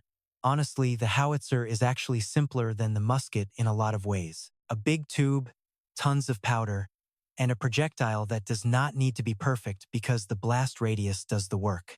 The real challenge was the scale. A howitzer barrel has to be way bigger and heavier than any musket we have made. That meant all our iron quality and welding problems just got way worse. I sat Tetsu and Kin down on day 18 and drew the whole scale comparison right on the clay tablet. I sketched the musket beside the howitzer with all the dimensions, powder and range marked. Tetsu just stared at the numbers. He said it was possible, but it would take both of them and time we did not have. I said 1 is enough. 1 works if the placement is perfect. Kin just looked at me and asked where it goes. I had already mapped it out using the layout and the terrain Dai described. The main approach the Confederation will use is coming from the northeast. That is where their forward camp is sitting. It is the natural path through the woods and exactly where Dai saw them positioning their main force. The path narrows into a funnel point about 80 meters from our gate. The trees get real close on both sides before the ground finally opens up in front of our wall. If we put the howitzer on the platform above the gate, the height lets us rain fire down on that funnel point perfectly. I sketched the angle on the tablet. Kin measured it out with his hands, looking intense. He said he could build a fixed mount for that angle. No adjustments. Since the funnel is the target, fixed works fine. I said fixed is actually better. Moving parts just make things complicated when we have 0 time to train. They headed out. Day 23. 7 days left. 6 muskets are ready, 2 almost done. We have 24 kilograms of black powder ready. Ammo count is 40 iron balls for muskets. 6 stone rounds for the howitzer were carved with extreme care by Tetsu. He clearly understood that even a tiny flaw in the projectile shape would mess up the trajectory in ways he could not calculate. The howitzer barrel was finally finished. Tetsu ran it through 5 hammer tests. It passed every single one with even better results than those first musket barrels. By now, he mastered the iron quality process. He was making stuff that was way better than anything I had actually asked for. Ken finished the heavy mount. Checked the elevation angle against a mark at the funnel using that shadow stick trick I explained earlier. He even rigged up a shield some wood on a pivot in front of the cannon. It was basically a giant wooden plank on a hinge right in front of the howitzer firing line. You could swing it open to fire, then slam it shut to keep from getting shot. Total surprise, I never even asked for it. Ken saw the howitzer spot was basically a death trap and just fixed it. Dude solved a problem I hadn't even mentioned yet. I was running out of stuff to teach the guy. Training kicked off on day 20. 16 capable fighters, and only 1 week to cram in 2 weeks of training. No way I could build real soldiers that fast. But I could definitely build people who knew their one job and could do it under fire without thinking twice. The musket squad had 8 shooters for 8 guns. Dai was my obvious pick to lead the whole crew. He had the combat experience and the cool head that the other hunters actually respected. Plus, when I showed him the first musket, he just nodded and said, "Get me the others. I got this." Training was simple. Drill the loading sequence until it became muscle memory, no thinking aloud. Fire only on command, and stay glued to the platform when every bone in your body wants to run for it. That last part was brutal. On day 22, Boru's guys charged the gate screaming from the trees, a total fake-out attack at full volume. 2 of the 8 musket trainees flinched and backed away from the edge. The other 6 stood their ground. I definitely took notes on who moved. I swapped assignments so the solid ones were up front while the 2 runners handled reloading, still vital, just less scary. Nobody knew why I changed the roster. Dai knew, but he kept quiet. The big gun crew was Kin and Shu. Shu was a beast with the endurance for heavy loading and the ice-cold nerves I saw during that crazy sulfur run. Kin drilled Shu on the loading steps for 2 days. By day 3, it was smooth. Shu was actually faster than Ken at the mechanics, though Kin still made the calls on timing and aim. Kaido tracked me down on evening 24. He hadn't really been helping with the weapon building lately. He had his own fires to put out, organizing hunters for scouting and prepping the settlement for a long-haul siege. He even mapped out a backway escape through the cave and along the northeast ridge.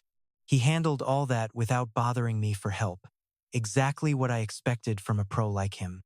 He sat by the forge while I was counting gunpowder supplies and asked me tell me exactly how this fight goes down. So, I broke the whole plan down for him. The funnel point, the cannon fire, the chaos, and then Dai's team on the platform dropping volleys to hold the gate together. Those first few minutes would cost us, but they'd buy time for everything else. He just listened. Then he asked what if they don't come from the northeast. I said Dai's sure. He said Dai's been wrong before. He didn't think his own tribe would ditch him, but they did. I looked at the gear, then at Kaido. He was right. I leaned way too hard on Dai's intel because it was the only real info I had. I said if they flank us from 2 sides, we're cooked. Kaido said I already put scouts on the south and west. I moved them yesterday. Didn't tell you because you were busy and I didn't need your permission. I just stared at him. He said, look, you're 10 years old. You can't think of everything. That's why there are 2 of us. I let that sink in, then asked what did the scouts find. He said nothing yet, but they're watching. I tweaked my plans and the assessment for the next morning. Then I finally crashed. Sleep was the only useful thing left to do with those last few hours. That scouting issue had been bugging me for 2 weeks. Dai's info was decent, but not perfect. It was also 4 days old. And the Confederation camp wasn't just sitting there, it was a moving, breathing thing. They move, they change, they make choices that leave breadcrumbs a scout could find if they were close enough. Dai was good, but the problem was getting close enough to see. The Confederation owned these woods. They definitely had their own eyes watching every single path. Sending Dai back in with 6 days left was too risky. His tactical brain was way too valuable to lose. What I really needed was a way to see the camp from the sky, way above the tree line. I'd been sketching a glider late at night while the forge cooled and everyone else was fast asleep. Look, we were working with garbage materials and zero time. The design was basically a hack job. We weren't trying to build some fancy fighter jet here. I didn't have the gear to build a real engine. I've known that since I started this mess. What I actually designed was a steam-assisted glider. Just a light wood frame and some hide wings, big enough to carry 1 small pilot. A compact steam boiler gives it a kick for the initial climb. Then the glide ratio handles everything else. The boiler was the real headache. It had to be light so the wings could actually lift the whole janky setup off the ground. I calculated the math using aero principles I memorized 40 years ago in a past life. Honestly, I'm just glad my brain still works. The numbers were tight. Seriously tight. The pilot had to be under 45 kilograms. On the morning of day 21, I went looking for the perfect candidate. Haru's daughter, 14 years old. I'd been planning to use her for months. And it wasn't just because she was a featherweight. I have watched her for 2 years now. She climbs roofs and trees like a maniac. She has that total fearlessness where heights just do not register as danger. She sees the world in 3 dimensions. Most people just don't get that. She's an instinctive high-ground junkie. She wasn't told to scout. She just wants the intel that comes from being up high. Plus, she's 41 kilograms, perfect for the weight limit. I found her hanging out on the fighting platform. Ever since Ken built it, she spends almost all her time up there. She was staring northeast, scanning the terrain, like she was hunting for something. I sat down and showed her the glider blueprints on my tablet. She just stared at them, totally silent, for a long time. Finally, she pointed at the wings and asked how the skins were lashed to the wooden frame. She wanted to know if they were tight or had some flex. Smart kid. Good question. Tight wings are precise but shaky. A little flex handles the rough air better and keeps things from snapping in the wind. I went with a medium tension, the classic middle ground. I told her that, and she just asked, "What do I do up there?" I told her to scout the camp, count the fires, the buildings, and the troops. Come back and spill it. She asked how high she would be. I told her 80 to 100 meters, assuming the wind played nice. She just stared out at the trees. At 100 meters, the enemy camp 4 kilometers away would be easy to spot in clear weather. She was crunching the numbers instantly. She asked what happens if the steam dies before she hits peak altitude. I told her she just glides back. Then she asked about bad wind. Then you just glide down a lot faster. She thought for a second, then said, "Okay, I am doing this." It wasn't a question. She was down. I knew she would be. Ken built the glider in 4 days. He'd never built anything meant to fly before. He just treated it like any other build, focusing on the weight loads first. The wing frame had to be crazy light to save weight for the pilot and the boiler, but it had to be strong enough to survive landing impacts and perfectly balanced so both sides matched up exactly right for flight. Wonky wings mean wonky lift. That would make the plane roll on its own, and a pilot couldn't do anything to stop it. He pulled 4 days of double shifts, working on the glider during the hours I usually spent planning our next move. I caught him at 2 in the morning, working by lamplight. He was holding the wing frame in his hands, checking the symmetry purely by how the wood felt. I just watched him for a bit. He was running his hands along every single rib of the wing, feeling for any bumps, tweaking the tension with tiny adjustments I couldn't even see. He could feel it all through his palms. That's just how the guy works. Touch first, sight second. Real craftsman vibes. I went back to my desk and let him do his thing.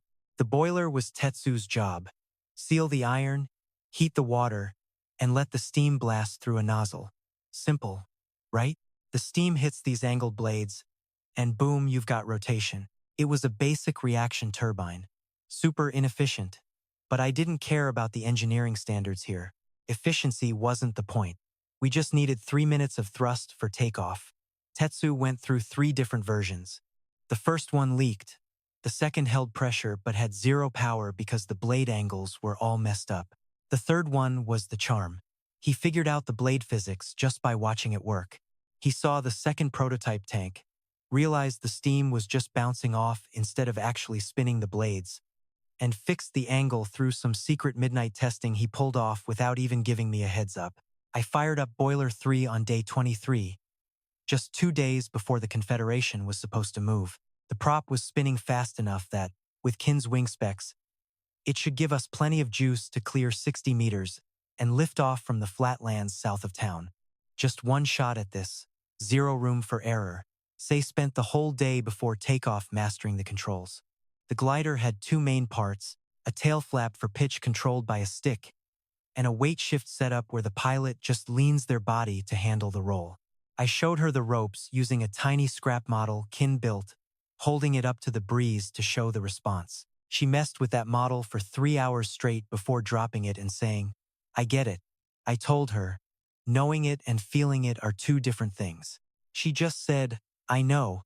Tell me what happens when things start to feel wrong up there." I described how a stall feels the way the lift dies, the controls get all mushy, and the nose just wants to dive.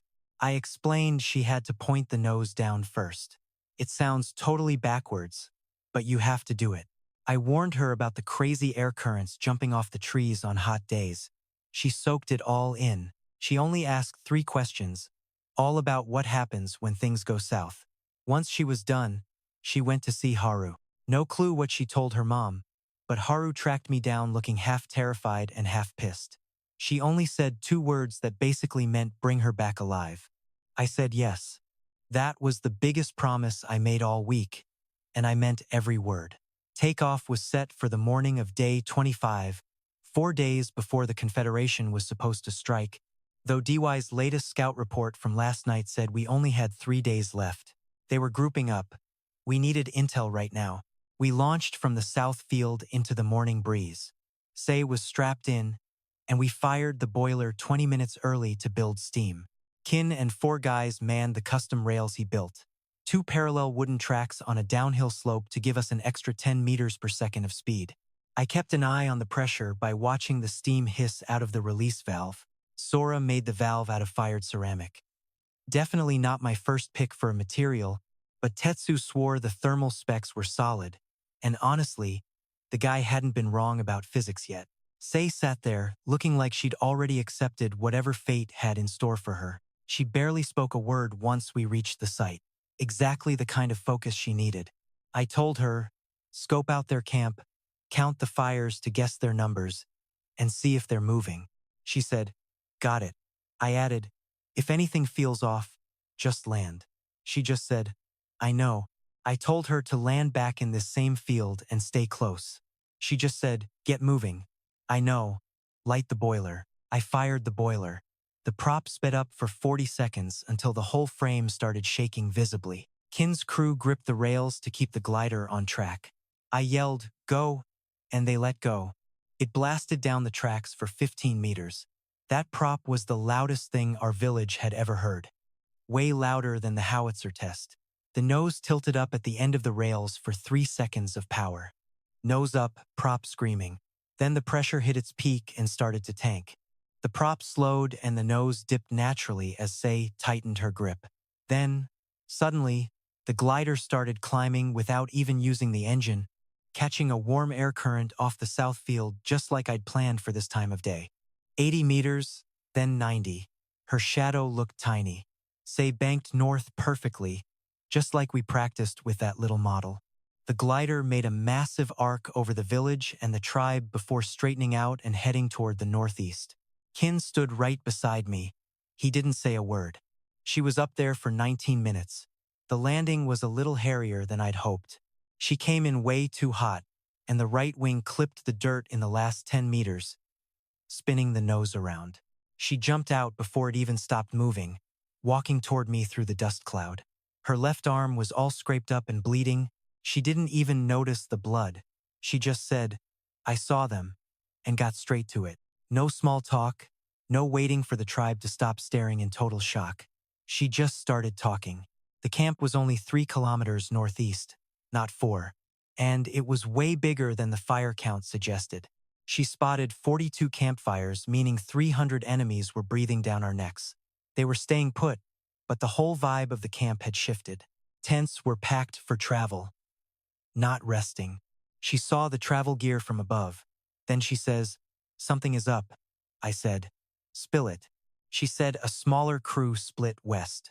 Maybe 30 people moving along the ridge towards the south. Kaido's scouts would catch them eventually, but they were already on the move. I looked at Kaido. He bolted for his scout's report. I checked the glider-busted wing and an ice-cold boiler. 19 minutes of flight. Just enough. That night, we had the shortest council meeting ever. Kaido, Dai, and me. No Goro. I ditched him on purpose, and I would deal with the fallout later. We sat at the forge table with the map and hammered out the new plan in 40 minutes flat. Main force of 300 coming from the northeast in 3 days. The math stayed the same. The howitzer and muskets up north were the right call. 30 guys on the ridge. Kaido's scouts spotted them moving by noon. Steady pace, no rush. They were a flank, not a separate attack. They would time it to hit the west wall while we were busy fighting the main force up north. A textbook pincer move. Dai knew it instantly. Said that is how his neighbors got wiped out years ago. One force at the front, one hitting the side. They never fought anyone who saw them coming. I said, let us use that. The ridge led them right to our finished west wall and fighting platforms.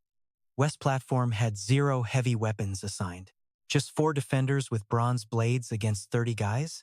Even with a wall, that math is trash.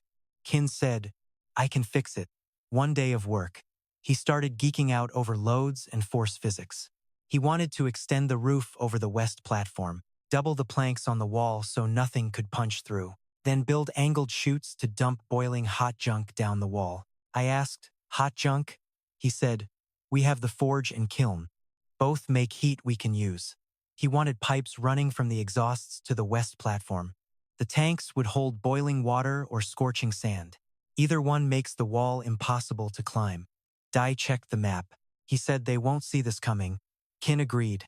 I gave Kin his day and he bailed. Battle day, gray sky, cool, no rain, perfect for a fight. The main army hit the clearing by mid-morning. Dai was right, they loved the light. We heard them first. They were not even trying to be quiet. Just the sound of 300 people trampling through the woods without a care. That noise told us everything. They had no clue what was waiting. Everyone was ready. 8 muskets up north. Dai at the center, locked and loaded. Kin and Shu at the howitzer. Aim set, powder in, stone ready.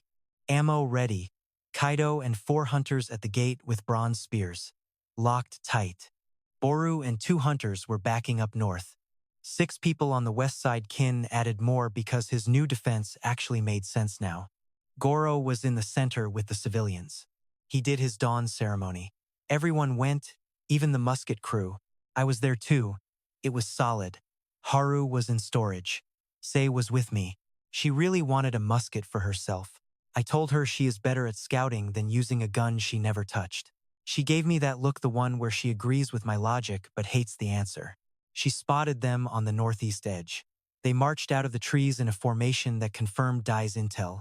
The front rank looked ready. Heavy hitters carried makeshift shields, big slabs of bark and animal hide stretched over wooden frames. Behind them, the main squad fanned out as they hit open ground, taking up the whole path. Further back, a reserve group chilled by the trees that was the command unit.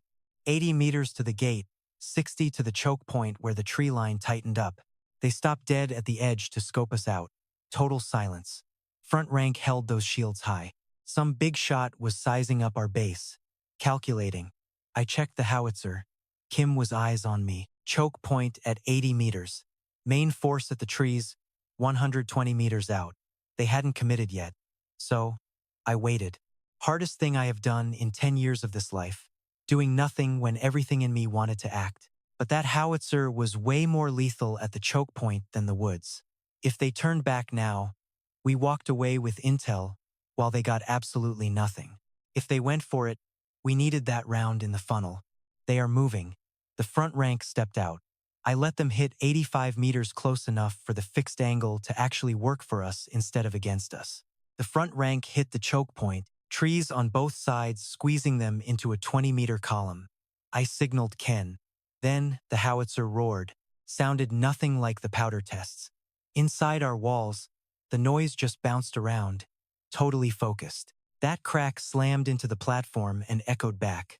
The whole west side crew flinched when it hit. That stone shot moved faster than anything this world has ever seen. It slammed into the packed column at a shallow angle, exactly where Kin's fixed elevation had dialed it in. The round hit, skipped, and ripped right through the entire column from the front of the choke point to the very back. And what it did to those people, I am not going into detail. I was focused on the tactics, not the bodies. Tactically, the front rank was toast. The main force behind them just froze. In that dead stop, 3 or 4 seconds of pure, shocked silence.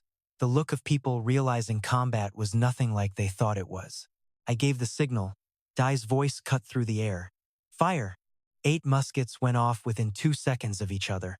That volley sound crashed into the howitzer's echo, making a noise that literally had no name in any language anyone spoke in this world.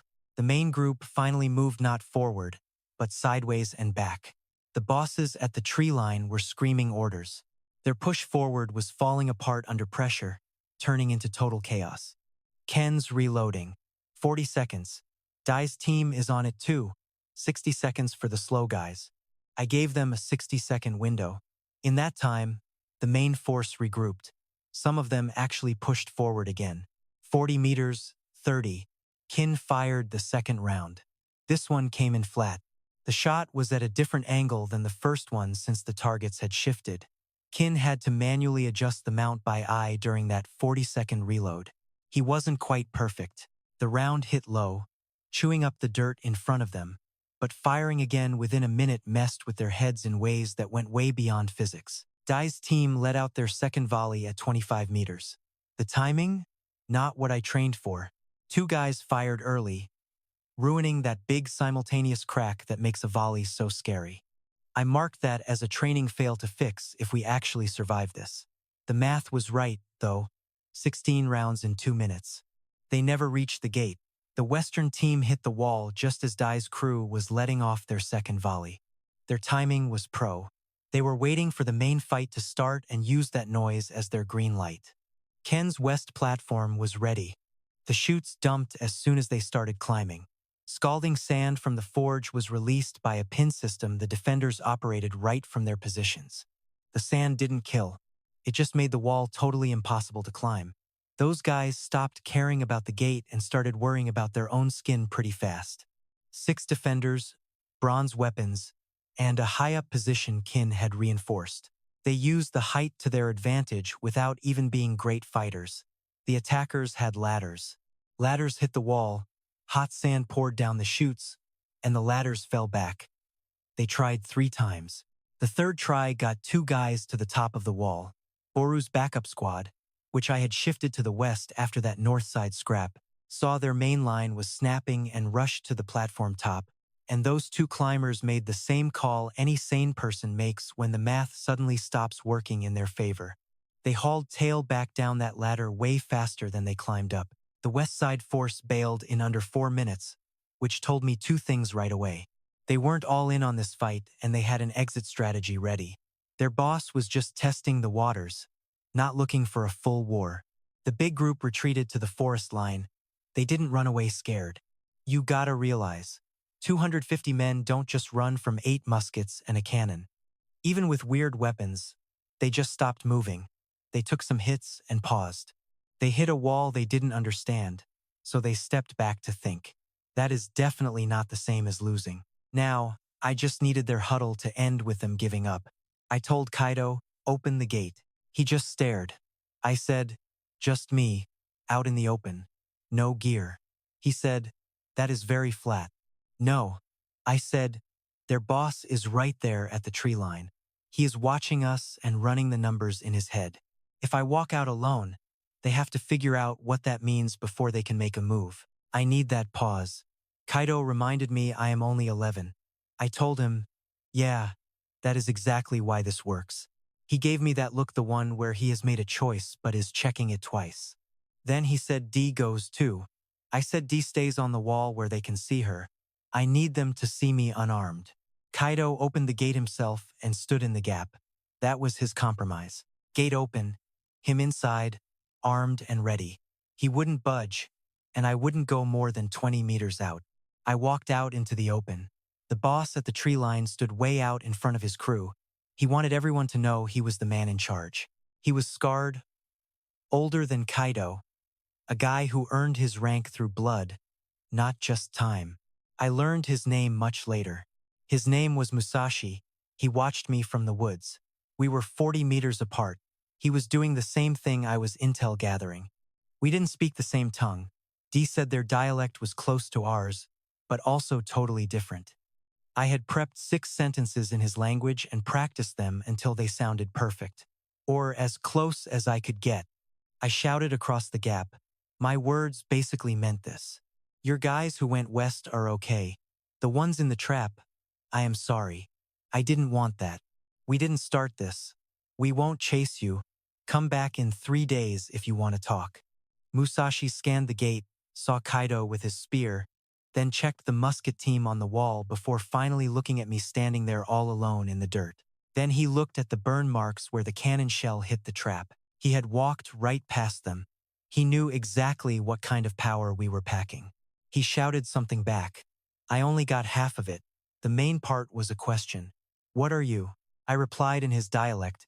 Just a kid who didn't want this war and has more of those cannons waiting. Come back in 3 days. Musashi stood still for a second, then barked an order to his men. They started heading back into the trees. Not running, just a controlled walk. They had guards watching their backs like total pros. I didn't move until the forest swallowed them up completely. Then I headed back. Kaido didn't say a word. He just shut the gate and locked it tight. Up on the wall, Sei was still staring at the spot where Musashi had been. She had her arms crossed, leaning forward. That was her thinking face. She was processing everything she just saw. I stood next to her. She said, he is coming back. I said, yeah. She asked, is that the plan? I said yes. She asked why. I told her 300 people who respect us are better than 300 who fear us. Fear makes people wild. Respect makes them predictable. She thought for a second, then asked, what if he brings an army next time? I told her we have 3 days to figure that out. She looked at the trees for a bit. Then she went to help with the wounded. The cost of war, 3 people hurt, 0 dead. Boru caught a rock to the shoulder on the west side. Not even a real weapon, just a thrown stone. Told me the Western crew wasn't really trying yet. Kai, a West platform defender, caught a blade on his forearm when they tried the ladders for the 3rd time. Another guy got bumped by the howitzer recoil. Total powder used? 2 rounds at 200 grams each. Barely a warm-up. 16 musket rounds at 15 grams each. 640 grams used. 23.36 kilos left. The fight was so fast it was almost embarrassing how little ammo we used. The Western force just packed up and left. Hard to see their body count. Probably low. Kin's heated sand is more about saying back off than actually killing anyone. The main force at the funnel point got wrecked. I didn't count the bodies, but Washi sure did. That is the only number that matters for our next move. Ken checked out the west wall once the dust settled. A chunk of the wall was beat up from all those ladders. He figured 2 days to fix and beef it up. He already knew where to get the wood before I even opened my mouth. The cannon mount slipped a bit on round 2. Kinsey's aim was dead on, but the bolts came loose after the first shot's kickback. Stress test failed, I guess. He fixed it that same afternoon. Honestly, his new setup was way better than the first one. He didn't say a word. That night, Goro did a ceremony for our wounded and even for the poor souls at the funnel point on the other side. I went. It was the decent thing to do, plus it was a smart move for the diplomatic game I was playing. Perfect vibes for the plan I had cooking for 3 days from now.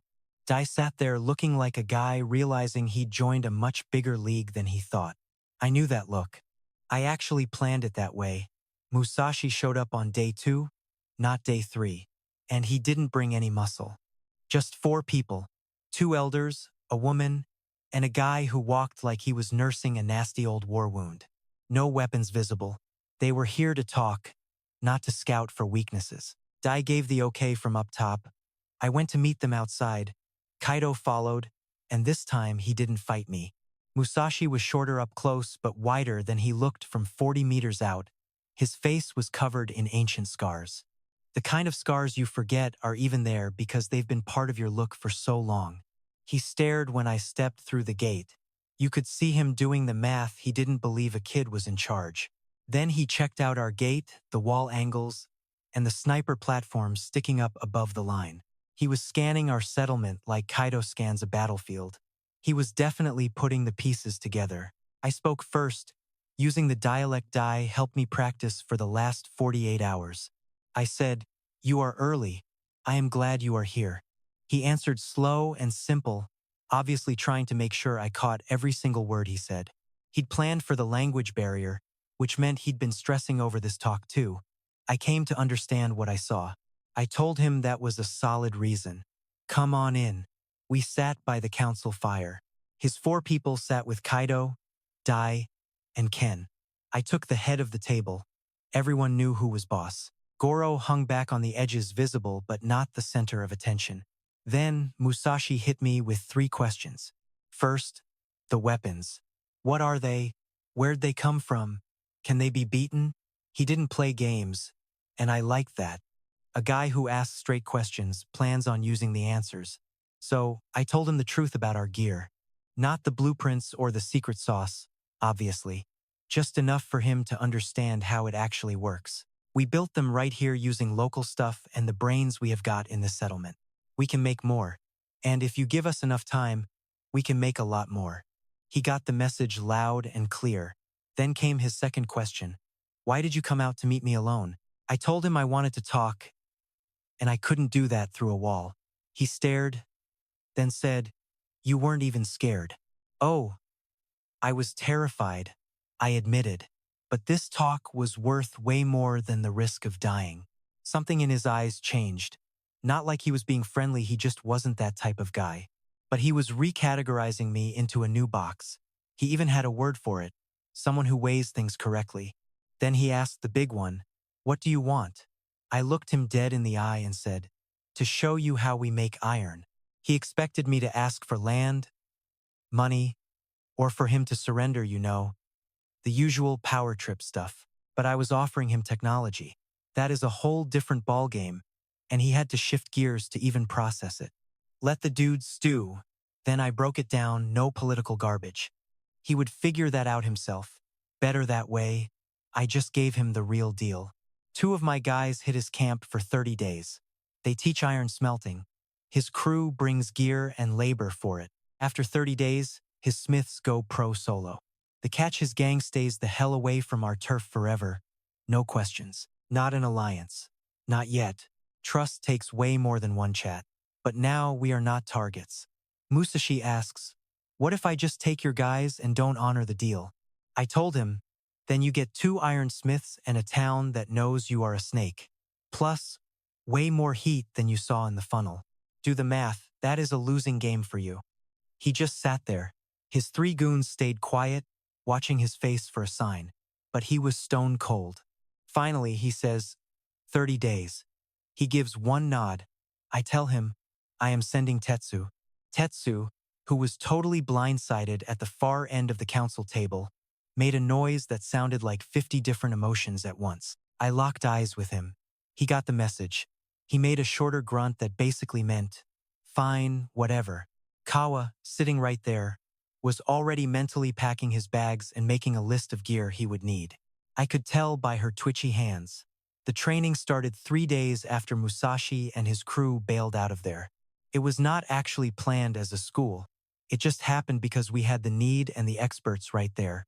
The whole problem just fixed itself. Musashi sent 12 people. No fighters though. Just builders, gatherers, and 2 young kids who looked super hyped to learn everything as fast as humanly possible. They hit the gate on day 4 with raw materials, wood, and enough snacks to last. Totally self-sufficient guests. I really dig the vibe. Musashi actually thought the logistics through. Tetsu took one look at their rock samples and whispered that 2 of them were rare minerals he had never seen before. He really wanted to know their spot. I told him, just ask them. He could handle talking to these people on his own. He and Dai were grinding on the local dialect since the big meeting. Tetsu decided that if he was going to teach, he actually needed to speak their language. Within a single day, the forge area totally organized itself without me saying a word. Tetsu was right in the middle, showing off the smelting process with that crazy technical focus he always has. Kawa was over by the supplies, checking out every single sample the visitors hauled in. Her hands flew over every piece. That touch was basically the most reliable quality check in the entire settlement. Musashi's boys watched every single move. They were laser-focused because they knew this info was pure gold, and they were not about to miss a second. Ken had already stretched the forge roof 2 days before the crew even showed up. Nobody even asked him to. He saw 12 extra bodies would totally cramp the forge, so he fixed the space issue before it even started. I saw it, but I just stayed quiet. Sora's shop swallowed up 3 of the visitors in the first week without me lifting a finger. 2 women and some old dude hit the pottery zone on day 2 just to watch Sora work. They looked like pros sizing up the competition. They were definitely comparing their old tricks to exactly what she was rocking right then. Sora clocked them, gave them a 30-second stare down, and then just waved them in. By that afternoon, they were already knees deep in clay, handling the prep work. Sora drifted around giving tips like a natural teacher. Then the old man pulled out a clay wedging trick that Sora had actually never seen before in her life. She watched him twice, then made him do it again in slow motion so she could catch it. She stole the move instantly. Her next batch was basically perfect, with way fewer air bubbles than her usual standard work. I watched from afar and thought, yeah, this is exactly how this whole thing should go down. It was not just a one-way street. This town was not some boring school with a grumpy teacher. It was just a place where everyone pooled their skills. No boring syllabus needed, just raw talent moving between them all. By the end of week 2, the place was totally blowing up.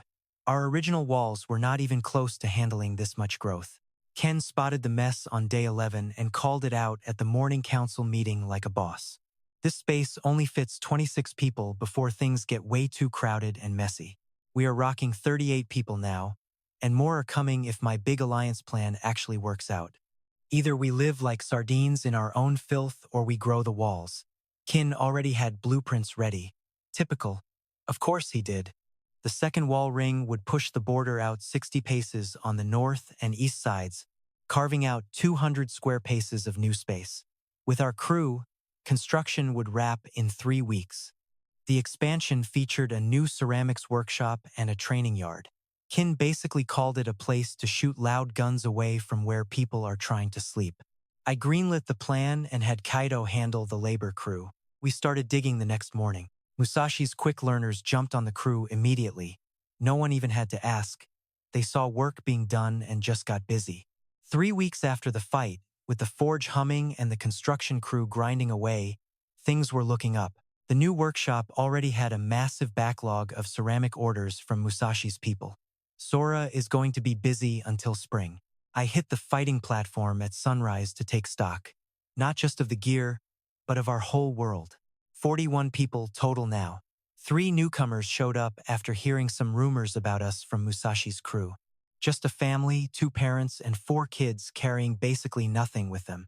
Kin moved them into the expansion before the mortar even dried. Kaido checked them at the gate and let them in. Nobody asked them to be useful. They just were. Within 4 days, they had earned their keep. That is just how we roll. Border is 190 paces. Inside, 700 square paces. The fighting platform is a full loop now, gatehouse included. Kin finally made that west reinforcement permanent. This settlement does not look like some survival camp anymore. It looks like the start of a new civilization.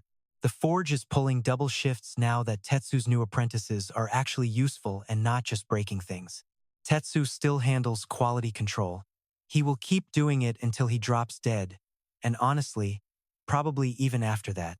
But hey, he does not have to watch every single smelt anymore. He is using that free time to play with those weird iron minerals Kawa found. He has not told me the plan yet. He will talk when he has got results. That is just how Tetsu does his thing. Ceramics is pumping out 48 pots a week, plus those 3 trainees from Musashi's village. Sora revamped the workflow twice since the new crew arrived. Both times, production spiked. She did not ask permission once. 11 weeks of food stored. The fall harvest was way better than we expected. Kin boosted the silo space by a third back in summer. Seemed early then, but now, it was a genius move. Language gap? Closing. We are finally starting to understand Musashi's crew. Dai helps bridge the gap, but now everyone is picking up enough slang to build stuff without a translator. It is still messy, but it is getting there. Arms report: 8 muskets, 1 howitzer, 23 kilograms of powder, plenty of ammo. Goro's gunpowder ceremony is a monthly thing now. The musket squad drills every 4 days. Dai runs the show now without my help. That is what we have got. But then I started thinking about what is missing. We need a lathe. No lathe means no precision boring. You need that rotating piece and a steady blade to make things perfect. Without that precision, the barrel-making trick Ken came up with was basically as good as our guns were ever going to get. But a lathe? That is the tool that makes every other tool better. It is the machine that makes machines. After that, electricity. Nothing fancy, just a basic generator with copper wire and an iron core.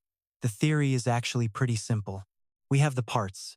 Wiring needs precision, so the lathe comes first. Then, radio. Long-range talk without runners or delays. No more stale intelligence. We would finally know what is happening right now. Next up, the internal combustion engine. A real engine, not that steam junk. Pure gasoline and pistons bored to perfection on my new lathe. I have had those cylinder specs burned into my brain for 60 years. They are still there, just waiting for me. After the engine, real planes. No more gliders with tea kettles attached. I am talking 2 people, a compass which I will build soon, and real flight. It is doable. The physics are simple. We are talking real, long-distance flight. This is not some small-time plan for the season. I was playing the long game, a 10-year plan at age 11. Plenty of time. Say caught me on the deck while I was still counting supplies. She just plopped down next to me without even asking. Typical. That was basically her signature move. She stared at the northern trees for a bit. The glider was finally patched up. Ken finished it 2 days ago and hand-tested the wing tension 3 times before saying it was ready. She had not taken it up yet. She was waiting on something, but I did not bother asking. Then she says, "I saw something during the flight.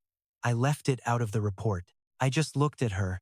She said, "Way northeast, past the camp, a smoke source. Not a campfire, but something big and steady, like a bunch of forges working together." I asked, "How far?" She told me, "I am not sure from that height, but it was way past Musashi territory."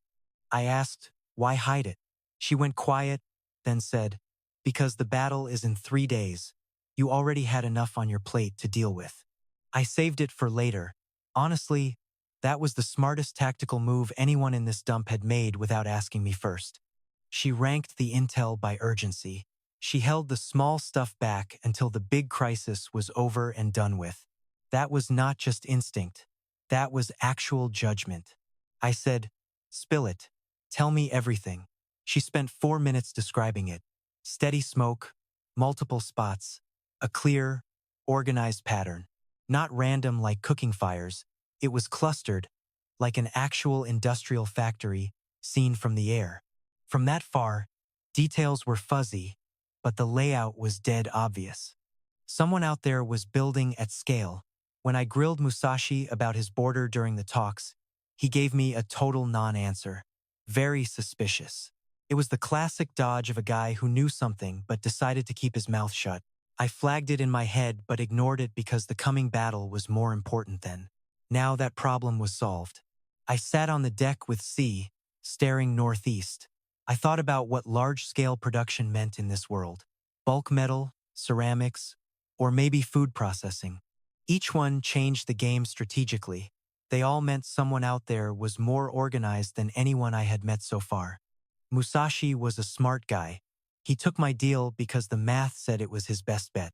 But smart men change their math when they get new info. I had to find out what was out there before he chose to tell me or didn't. I glanced at the glider. Say looked where I did. She said, "I can fly higher this time. The boiler works. Ken says the wing is even better than before the crash." I asked, "How much higher?" She said, 30 meters. Maybe 40 if the morning air is right. 30 more meters of height. At 4 kilometers out, that is a meaningful increase in the observable arc. At 5 or 6, we might actually see the source directly. I told her, 3 days. I have to talk to Musashi first. She nodded and got up. She glanced northeast one more time, using that specific look she has when she is memorizing a target for later. Then she climbed down to find Ken. I hung out on the platform until the forges started smoking and the whole camp started waking up around me. 41 people, 11 weeks of food, iron, bronze, gunpowder, and 1 broken flying machine getting fixed, plus an alliance with a guy who has 300 people and thinks we are more useful alive than dead. And past that alliance, multiple sources of organized industry that nobody mentioned to me. I had the secrets of human civilization in my head. The lathe, electricity, radio, engines, mass-produced antibiotics, and even actual aircraft. Everything that comes next. I have already been stuck in this world for 11 long years. I have jumped maybe 200 years forward in tech since I got here, at least compared to this place. But it is not enough. It was just a start. I headed down to find Musashi's translator to set up a chat. I bet he was waiting for it, too. The forge was cranking. The whole settlement was already on the move. Say would be flying northeast in 3 days. And whoever was making all that smoke at the edge of the world, they had no clue that someone was coming for them.